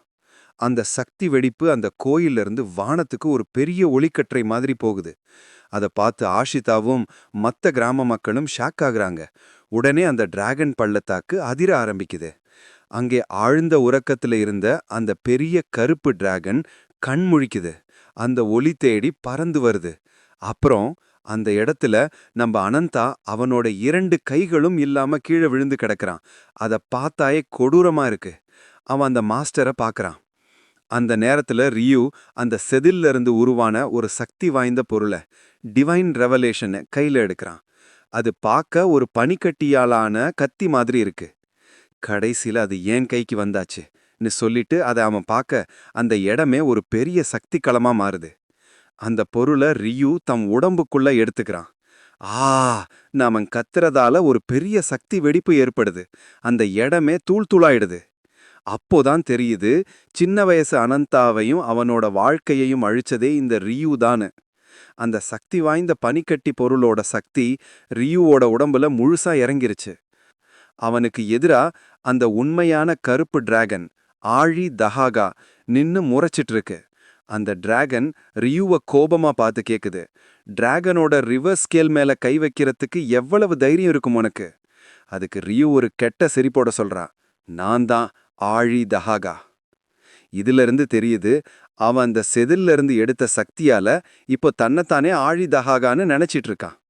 அப்புறம் அந்த டிராகன் அவனை பார்த்து, மனிதனே உன் பெயர் என்னன்னு கேக்குது. அந்த வெள்ளை முடி அவதாரோட பேர் நமக்கு இப்ப தெரிய வருது. அவன் சொல்றான், என் பேர் கியோ. அவன் தொடர்ந்து சொல்றான், நான் தான் த இன்கார்னேஷன் ஆஃப் த விங்ஸ் சொல்லிட்டு ஒரு மாதிரியான அசுர உருவத்தை மாறுறான். பார்க்கவே கொடூரமா இருக்கு. 3 விங்ஸ், நெஞ்சில ஒரு பெரிய கண்ணு. அவனை பார்க்க ஒரு பறவை மனுஷன் கலந்த கலவையா இருக்கான். இந்த சாப்டர் முடியுது. சாப்டர் ஆரம்பமே சின்ன பையன் அனந்தா மாஸ்டர் அவதார் கியூயோ ரியூ ஏற்படுத்திய சக்தி வெடிப்பால் தன் 2 கைகளும் துண்டிக்கப்பட்ட நிலையில் இரத்த வெள்ளத்தில் தரையில் கிடப்பதிலிருந்துதான் தொடங்குகிறது. கஷ்டப்பட்டு கண்ணை திறந்து பார்க்கிறான். அவன் கண்ணுக்கு ஒரு பயங்கரமான காட்சி தெரிகிறது. என்ன காட்சி தெரியுதுன்னா, அவன் துரோகம் செய்ததால் உறக்கத்திலிருந்து எழுந்த பிரம்மாண்டமான உண்மையான கருப்பு டிராகன் ஆழி தஹாகா நிற்கிறது. அதற்கு எதிராக பெரிய வெள்ளை இறக்கைகளுடன் ஒரு தேவனைப் போல ஒளி வீசும் உண்மையான விங்ஸ் அவதார் கியூயோ நிற்கிறான். அனந்தா தான் ஏற்படுத்திவிட்ட இந்த பெரிய போரை பார்க்கிறான். அந்த கருப்பு டிராகன் கியூயோவை பார்த்து, உன் உடம்பில் இருக்கும் தெய்வீக வெளிப்பாடுகளை நான் உணர முடிகிறது என்று சொல்கிறது. அதற்கு கியூயோ நக்கலாக சிரிக்கிறான். அவன் தன் சக்தியை காட்டும்போது அவனுக்கு பின்னால் மற்ற 6 அவதார்களின் சக்திகளும் தெரிகிறது. அவன் சொல்கிறான், நான் அவர்கள் எல்லாரையும் கொன்று அந்த சக்தியை எனக்காக எடுத்துக்கொண்டேன். அவன் தொடர்ந்து, நீ உன்னுடைய ரிவர்ஸ் ஸ்கேல் சக்தியை பிரித்ததால் இப்போது மிகவும் பலவீனமாகிவிட்டாய். நான் உன்னை என் கையாலேயே புதைக்கப் போகிறேன் என்று சொல்லி அந்த டிராகனை தாக்குறான். தாக்கிட்டு சிரிக்கிறான். அதுக்கு அந்த கருப்பு டிராகன் கோபத்தில் நெருப்பை கக்குகிறது. ஆனா மாஸ்டர் கியூயோ ஈஸியா தப்பிச்சிட்டான். கியூயோ ஒளிசக்தியை வைத்து தாக்குகிறான். வானமே 2ஆக பிளப்பது போல இருவருக்கும் ஒரு பயங்கரமான சண்டை நடக்கிறது. டிராகன் நெருப்பு எரிகற்களை அனுப்புகிறது. அதற்கு பதிலாக கியூயோ வெளிச்சம் உண்டாகட்டும் என்று சொல்லி ஒரு பிரம்மாண்டமான ஒளிசக்தியை ஏவுகிறான். அந்த 2 சக்திகளும் மோதி அந்த இடமே அதிர்கிறது.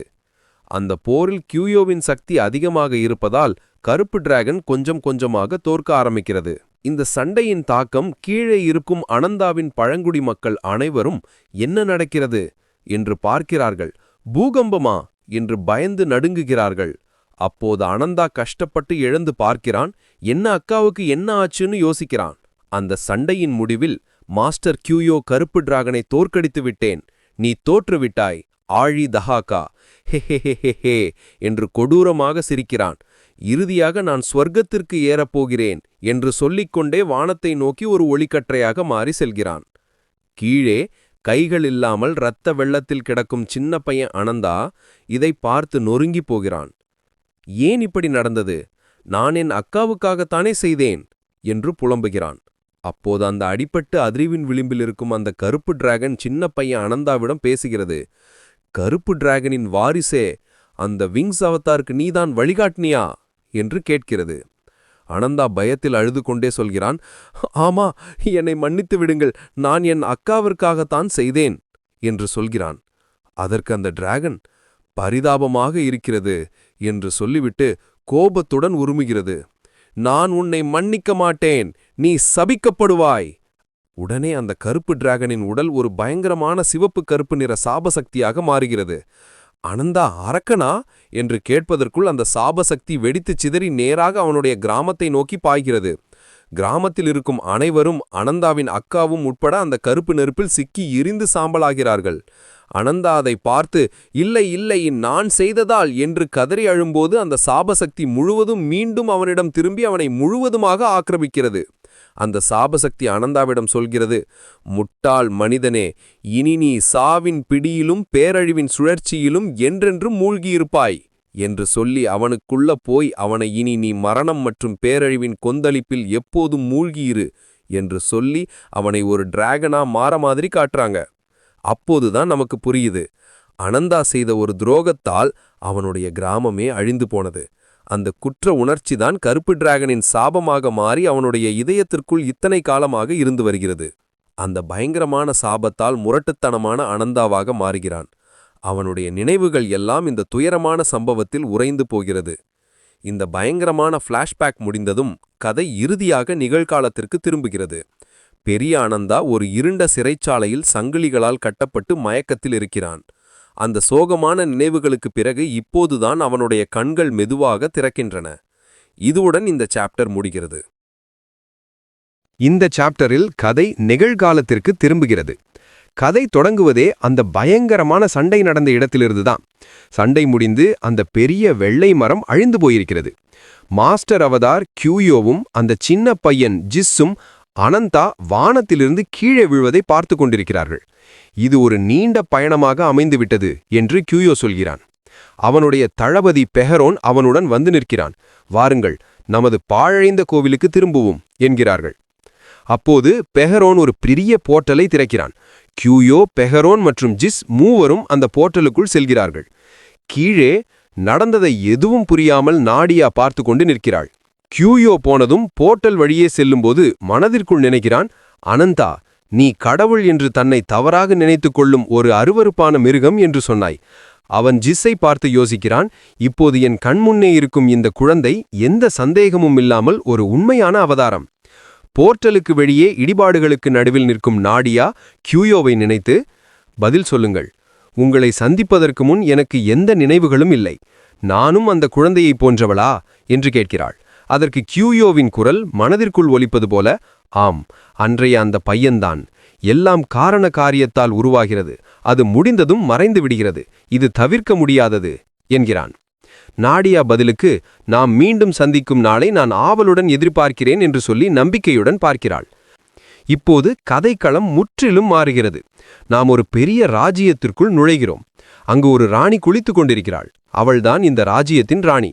ஒரு வீரன் அவளிடம் வந்து, பென்ஹார்ட் தெற்கிலிருந்து திரும்பிவிட்டார் என்ற செய்தியை தெரிவிக்கிறான்.